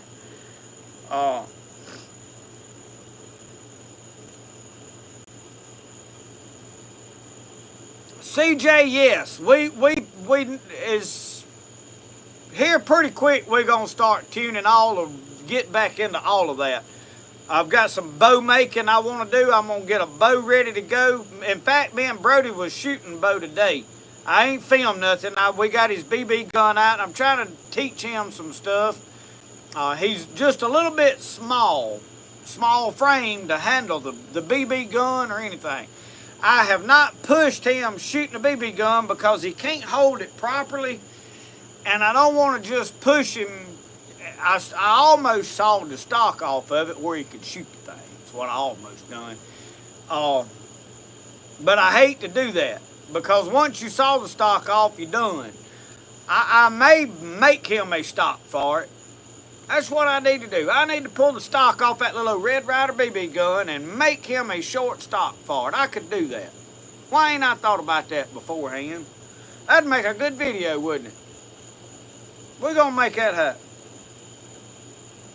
But yeah, I've got the one that Thomas sent me, Thomas Shepard sent me a 50 caliber. And I have not even shot the thing. And I've been holding off till I got ready to start, getting ready to shoot it and dial everything in. And so we are most definitely, I missed doing the black powder stuff last year because I just couldn't get a gun to work right. So yeah, we fixing to dive back off into a lot of that. I want to make some leather accoutrement stuff, bags and such as this kind of stuff because I got that leather sewing machine. And we're going to tie it in with the TP videos. A little hot for it right now, but we finna start getting geared up for hunting season because, it'll be on us before we realize it if we ain't careful. So I need to start doing some preparations for it. But I am most definitely, we're gonna go heavy with it. This rifle will shoot we're going to most definitely make it happen. And if this rifle don't shoot, we're going to buy a barrel and put on one of them and get one of them right. And I may buy a barrel and put on that other one anyway.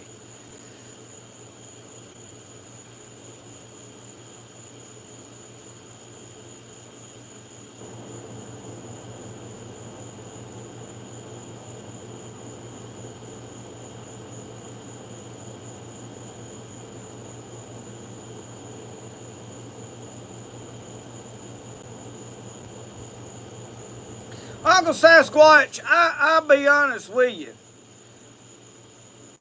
People that have a problem with you blowing down the barrel of a flintlock or a cap-lock muzzleloader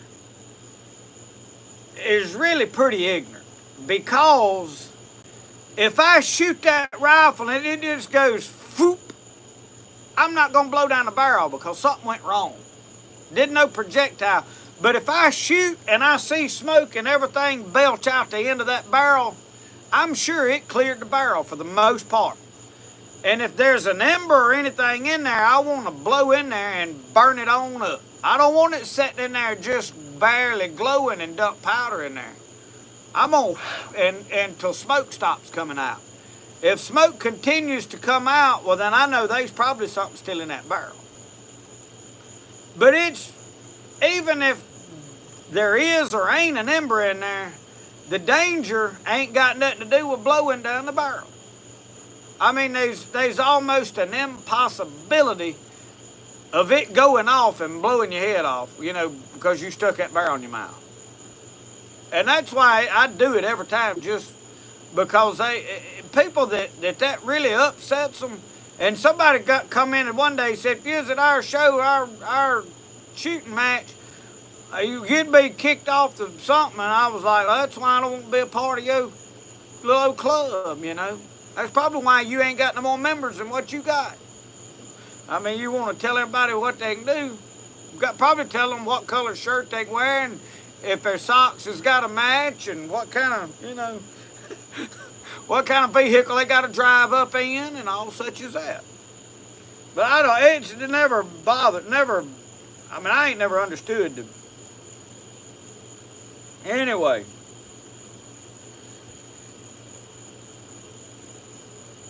Martin Meltzer, good night. John Thomas, a custom Red Ryder stock. I think so. I think it'd be a good.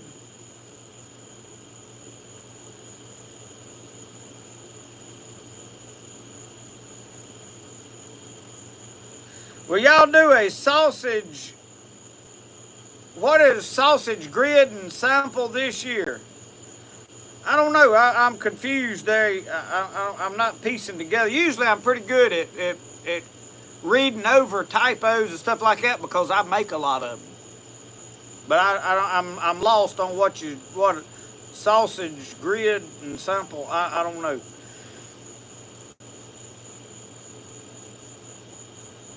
Suzanne Brody wishing Brody a magical birthday. My phone is overheating, so I might be cut off. Well, thank you, Miss Suzanne. Brody he's excited about his party tomorrow. He's got some packages in the mail, this, that, and the other, and he's all excited about them. I know there's some other people still sending some stuff. So all of you that has sent a package, thank you very much. It's hard for me to video opening everything. One thing, I don't do all of that to try to promote getting people to send stuff. They got in there today and had a cleaning up in Brody's room and hauled a bunch of stuff off, which it was a bunch of stuff he had outgrown. It was a hobby horse spring, very nice. And we sent some of it to Heart of Pine Homestead. If y'all watch Alicia and Dusty at Heart of Pine Homestead, that is Michelle's brother, Dusty is. And their little boy Lawson. So a lot of this stuff we saved to give to them, because a lot of it ain't hurt. Now some of it Brody's well destroyed, and it was time to throw it in the garbage. I put a gun or two he had in the garbage this week. He breaks some barrels out of them and everything else, and he ain't got no shortage of them.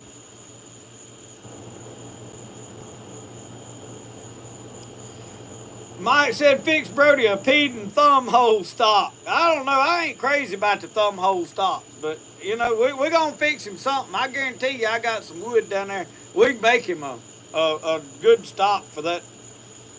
That way we can take it out and put the original back in it. I don't want to destroy the original Red Ryder stock because it's got Red Ryder engraved in the stock.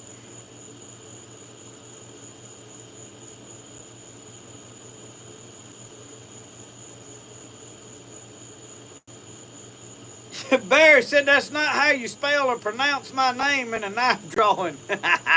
Hey, A for effort. Good try. Oh, Lord.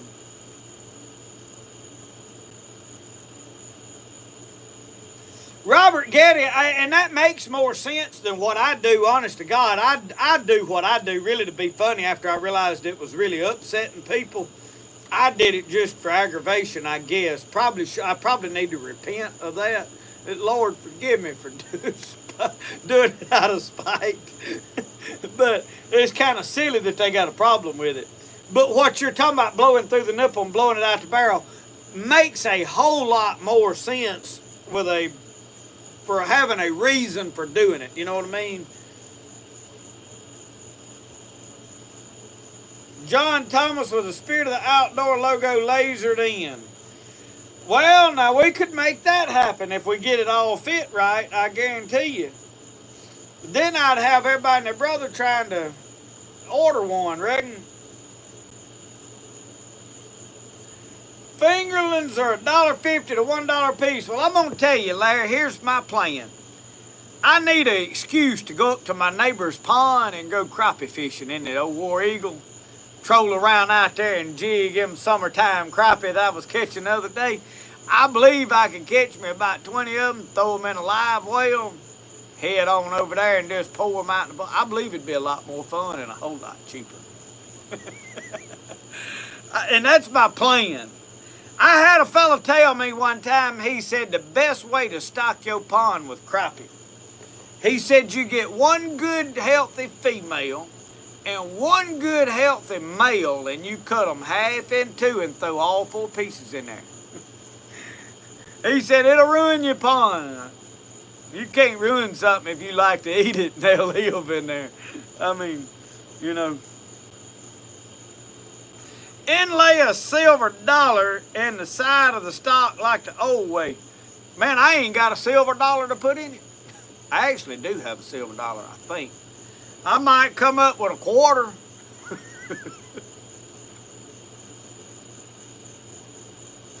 John said I was helping the Lord test their patience. Maybe so. I know I really ticked some people off this year because a bunch of them quit watching my channel. I mean, they got fighting mad and parted ways and mumbled ugly words under their breath and all such as that. I forgive them. I didn't forget, though. Larry, I was considering buying Brody a 410 for his birthday because I needed one to dispatch alligators with. But Brody ain't ready for a 410. He can't hold a BB gun up and hit with it, so he's not ready for the 410. It says 50 adult crappie to the acre. That's probably about what I'm gonna shoot for. I really probably gonna shoot putting about 25 or 30 in there. We'll see how it goes and how successful I am at catching them.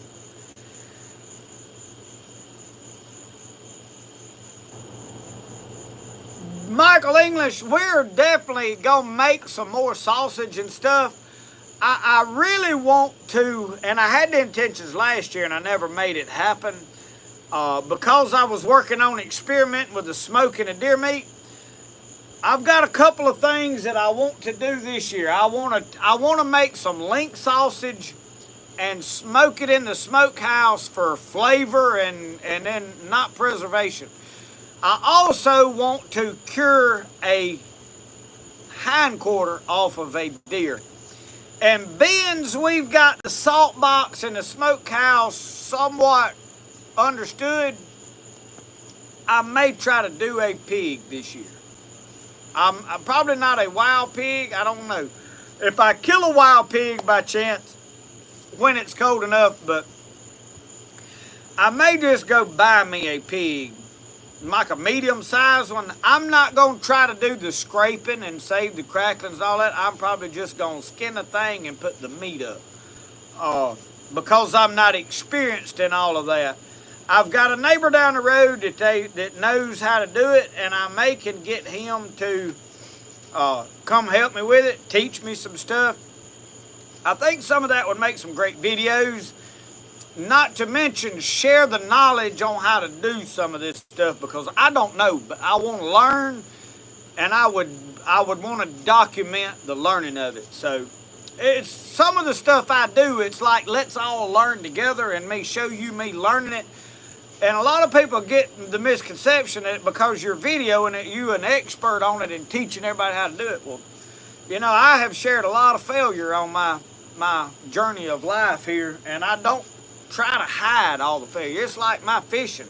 I've had some horrible fishing trips this year. I hadn't videoed. I've deleted some footage, but the other day I went grinnell fishing. I never caught a grinnell, and so that's just part of the experience. But yeah, I want to make some sausage. I've got some sausage in there I need to lay out so I can cook it.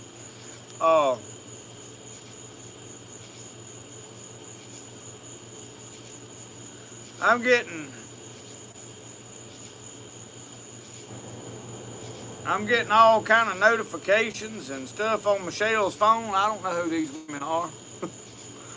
Oh, Lord. When you got your wife's phone and you get notifications, good thing we got a good relationship. If somebody, if her boyfriend texted her, I'd know it. Right straight. All right, now what happened to this? I turned it sideways, There it goes. I got it back. Pass the knowledge to the next generation. Brody would benefit, that's for sure. Yeah. Oh, Mike Culpepper said call Yacht.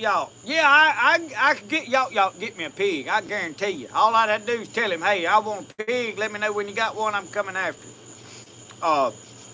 Right now it's too hot for all that mess, but over about January, it gets cold enough. Sometimes in December, if I know that we're going to have a cold spell for a good week, stay below 45, I'll put a bullet in one. And I want to smoke. I know I'm going to do at least one whole hind quarter. I want to preserve it, and I want to do some pig. I'm not going to put any more front shoulders in there. And the reason is with a front shoulder, you dry it up. Time you get ready to do something with it, you ain't really got nothing. I mean, it's good for cutting the meat off and grinding it up, make sausage and jerky out of. Is about it. So we're gonna try to make some more stuff this year.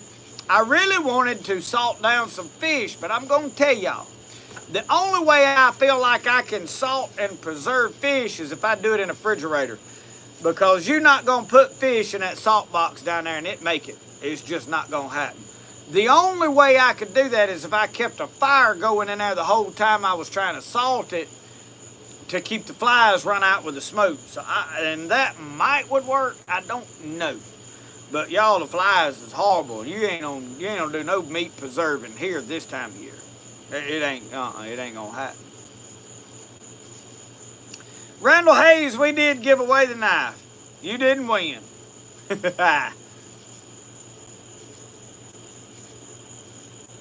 Somebody told me, Rhonda McKinley, that the ammo for a 410 was high. I talked to Mr. Jack Jarman this week. He called, and we sat and talked for a little while on the front porch the other morning. And he told me, he said, get him a 20 gauge. He said, I was like, well, I got a good little small pump 20 gauge to give him. I give it to Lissy, but now she's outgrowed it. Give it to Brody to use. It's mine. It was mine when I was a kid. My daddy bought it for me. So, yeah, I would love to take Brody to the gun shop and be like, Brody, I'm gonna buy you a gun, but he's not ready. I don't want to get overexcited about it. I did get him something though to shoot. I'll put it this way: I probably need to buy some stock in the glass company. I probably need to make some future investments in stock at the glass company up in town. They probably be a good investment for me right now.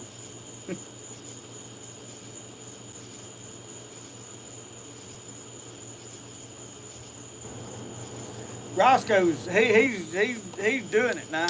Saw it. Hey, the other night we crawled up to bed. I was watching old Jim Rockford. Y'all ever watch Rockford Files? That fella get himself in some hairy situations. And everything he does, somebody walks in on him when he's trying to sneak around. I said, you the unsneakingest fella I believe I ever seen in my life. You get caught at every... Anyway, old Roscoe was over there and got to snoring. I couldn't even hear what he was saying.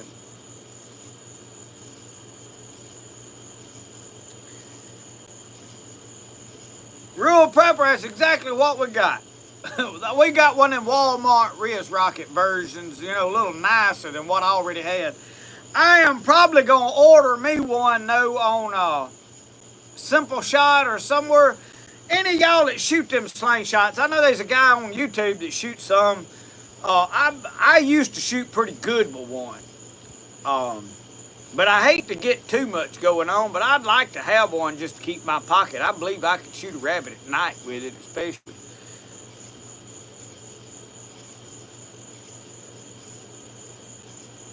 John said there's a sale southwest of Philadelphia now.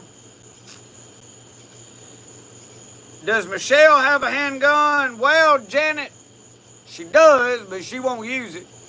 And she could hit with it, actually.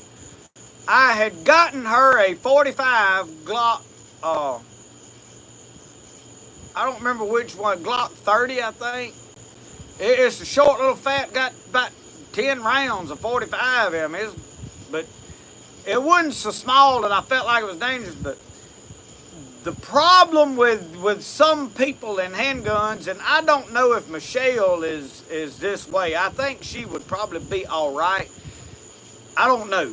But it's in the moment that you need a handgun.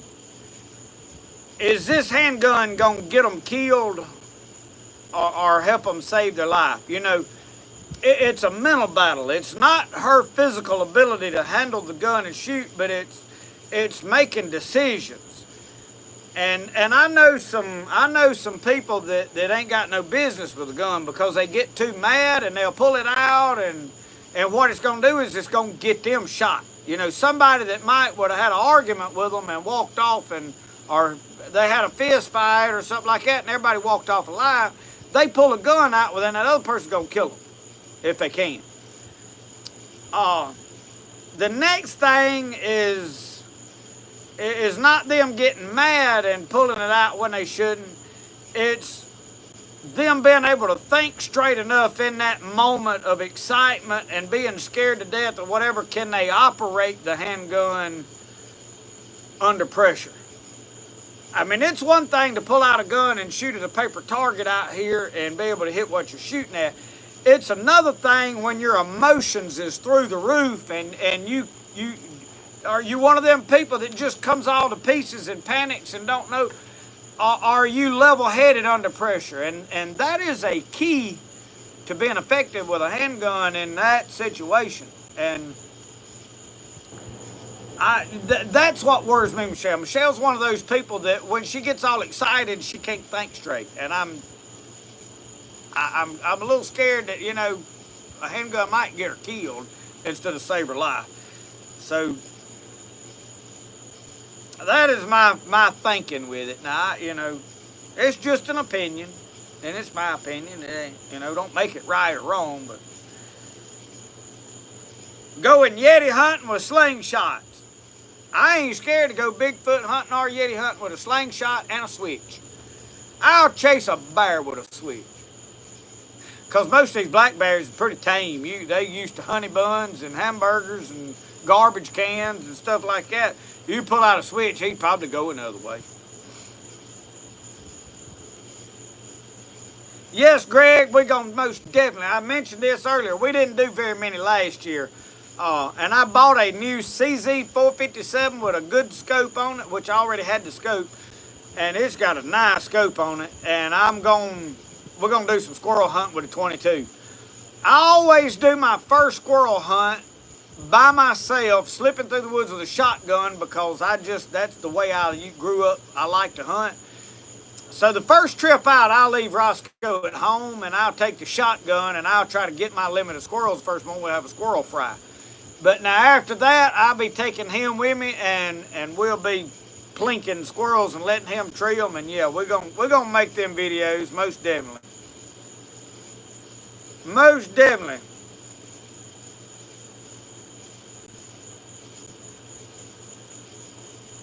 Yeah, Larry, that slide will get you if you ain't careful. I've had the hide ripped off my thumb when I first started fooling with an automatic. I like a revolver, but no, I carry that little M&P shield most of the time, and I can hit with it fairly decent. I mean, I can hit a basketball at 20, 30 yards every time, so that's really about all you gotta do. I can do a little better than that if I'm taking my time.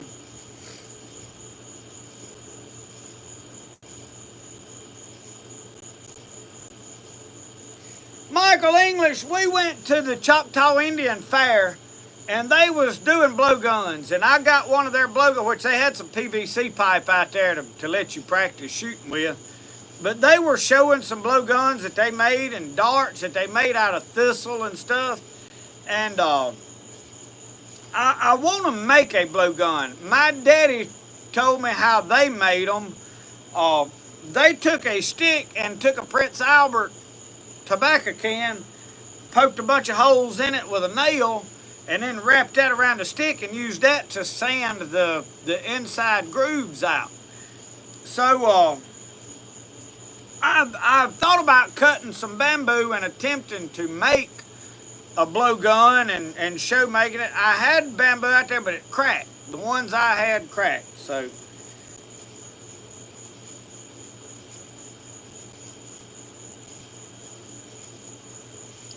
Janet Culpepper, I'm gonna be honest with you, and I've got the same philosophy. And there's a lot of people that have this mentality. A shotgun is about the best thing in a home.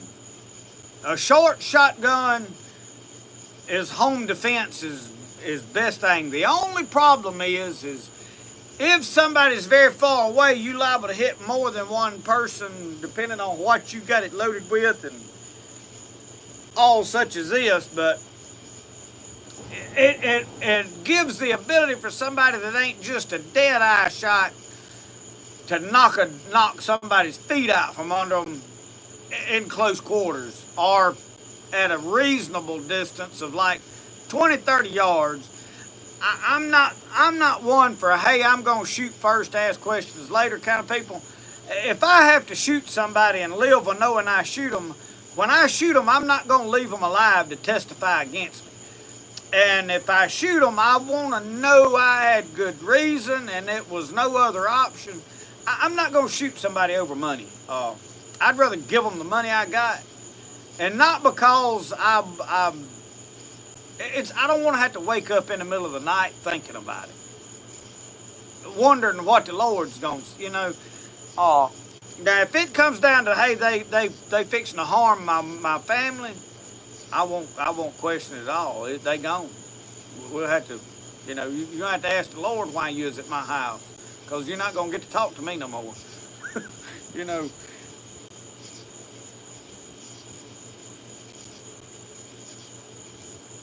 David Rusher said get river cane and half-inch rebar, heated red hot, and burn the inside, then straighten it.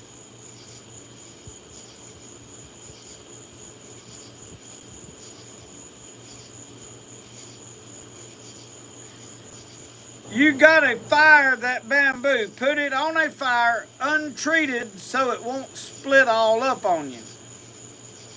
Yeah, what I had done is I had just cut a piece and throwed it down on a shelf somewhere and let it dry.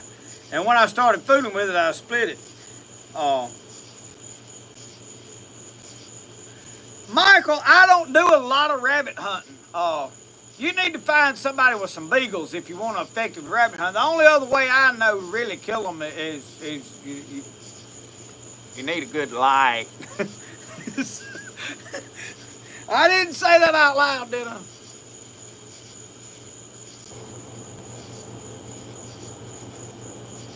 But yeah, we're gonna probably make a blowgun. I have never really made a bamboo or river cane one.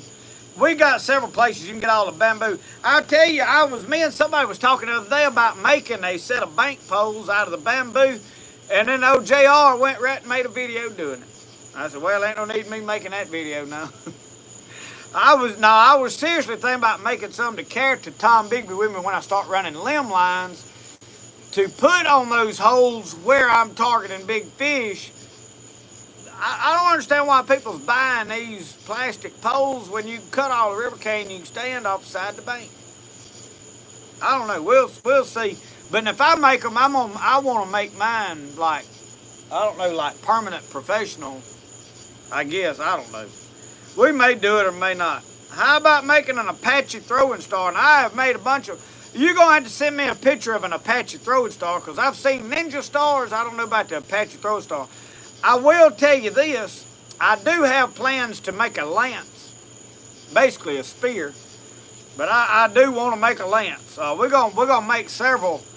Probably gonna make a rabbit throwing stick. I've just got several things in mind after the tomahawks and stuff that I want to make. So we will. But anyway, Michael, if you come down here, we'll go. We'll do some hunting now. I'm gonna hunt. Larry, they did remove, somebody commented earlier that it was January the 1st it went into effect, that you didn't have to pay for the stamp after January the 1st. So I hadn't read up on it. I did look the other day for information, but on the internet it's hard to find the actual information you need. The best thing to do is to go up to the pawn shop where you buy guns, it sells that stuff, and ask them, hey, what you got to do? Because I mean, all you can do is what they gonna do or not anyway, regardless. You know, if they wrong, I mean, it's you still got to do whatever they gonna do because you ain't got no other control over it. So I don't know. That's probably what I'll do. Larry, I have got a blowgun that I bought in Cherokee, North Carolina when I was a little kid. I've still got it somewhere in here. I got to find it. I was looking for it the other day, and I don't know what I did with it. But I had it out shooting darts with it here at one time.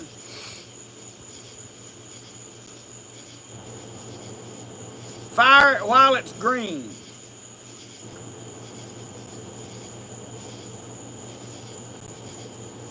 No, Larry, I'll find out this week. I'll find out this week and see what's what on it.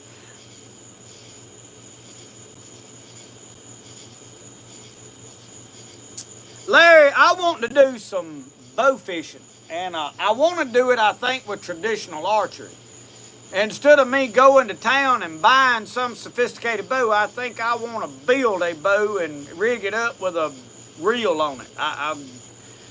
I've seen Clay Hayes do some primitive reels, but I think I want to put an actual reel on it. I want it to be practical. But Brody loves this gar fishing, and with our success at gar fishing, I mean, we professionals and all so many we've caught, I think shooting them is my best option.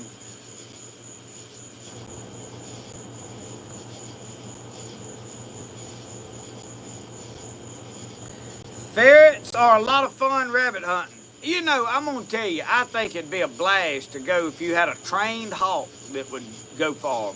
That would be the coolest thing to watch.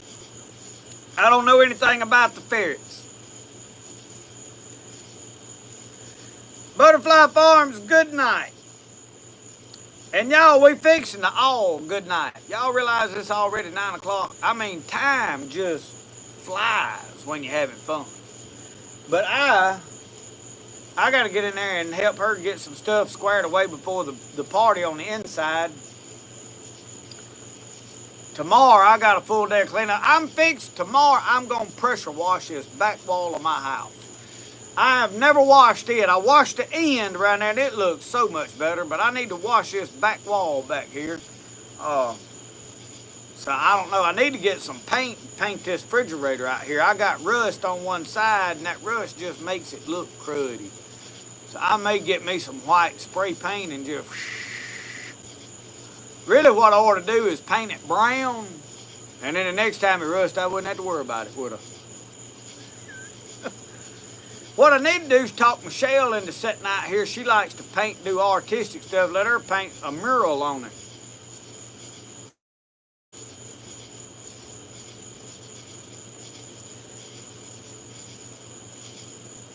Tim Wells, Slockmaster. I'll have to check that out, Larry. I'll probably forget. You may have to text me that. Yeah, y'all, we are fixing to shut everything down. I have enjoyed it tonight, y'all. So we want to close out with prayer like we've been doing. I try not to make no big, long, drawn out bunch of stuff, but first off, thank all of you that have sat here and chatted with us. I really appreciate all of you for watching and hanging out with us and what we do. So let's close out tonight with prayer. I know we got several people still that needs prayers. Miss Sharon Davis always pray for Mike, and we're going to continue to pray for Charlie Pickerel. We're going to say a prayer for Uncle Sasquatch. But everybody that has suffered some loss, our hearts go out to you. I know a lot of people have buried spouses in the last year or so. It don't get easy. You don't forget them. But those of you sick, battling things, struggling, those of you that are struggling financially, I know there's a lot of people out there struggling to make ends meet.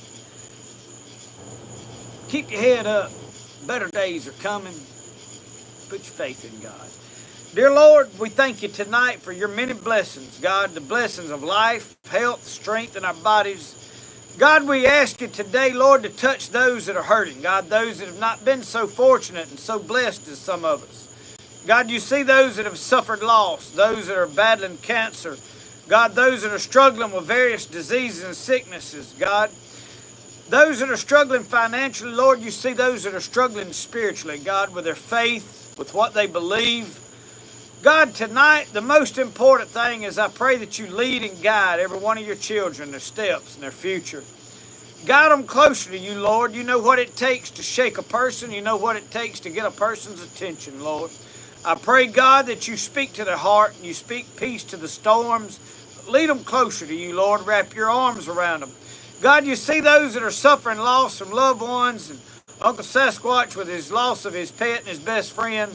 God, we pray, Lord, for you to be a comforter, Lord, for you to touch them, put your arms around them. Let them feel your love. Let them feel peace and comfort, Lord, in trying times. God, those that have buried spouses, buried kids, buried parents, buried brothers and sisters. God, you see all of these losses, and you know it's hard, God. Pray you comfort them, be with them. Lord, you see those that are battling sickness and disease. God, your word says that you're still a healer. To lay hands on the sick, they shall recover. God, we pray, Lord, that our faith, God, would touch you, that we could stand in the gap for them, Lord, and we could let our faith, God, stand in like the men that let their friend down through the roof of a building. You saw their faith. God, you see our faith today, God, and we pray, God, for healing for these that are struggling. Those that have had accidents, hurting, sun poisoning, different things, God, going on, we pray for you to touch every one of them, Lord. God, to be a healer, pray for strength in them. God, we give you all the praise and the glory for everything we have, everything that we will have. God, we thank you for the breath of life that we've got, for our family that we have, and for everything you do for us, God. Thankful, Lord, for the Spirit that lives inside of me that I can feel, that I know is real. I love you, Lord. I'm thankful for what you've done for me. In Jesus' name we pray. Y'all, I love each and every one of y'all. Like I have said, when somebody new joins in and they let me know that they're a new subscriber or a new follower of the page, the thing I always say is, welcome to the family. And I do feel like we are a family here, y'all. We may all vary in some beliefs and vary in some ideas and some of the things we like or dislike. But know this. I genuinely love all of you, and I want the best for everybody. I want you to enjoy this ride we call life, and I want you to be blessed along the way. It's not my wish that anybody suffer and be miserable. I don't care how you vote. I don't care what color you are. I don't care what kind of person you like, who you like. I want you to be blessed. Love y'all. Thank you for watching Spirit of the Outdoors. Remember, the best way to do things is the way you like to do it. Roscoe, you ready to go inside?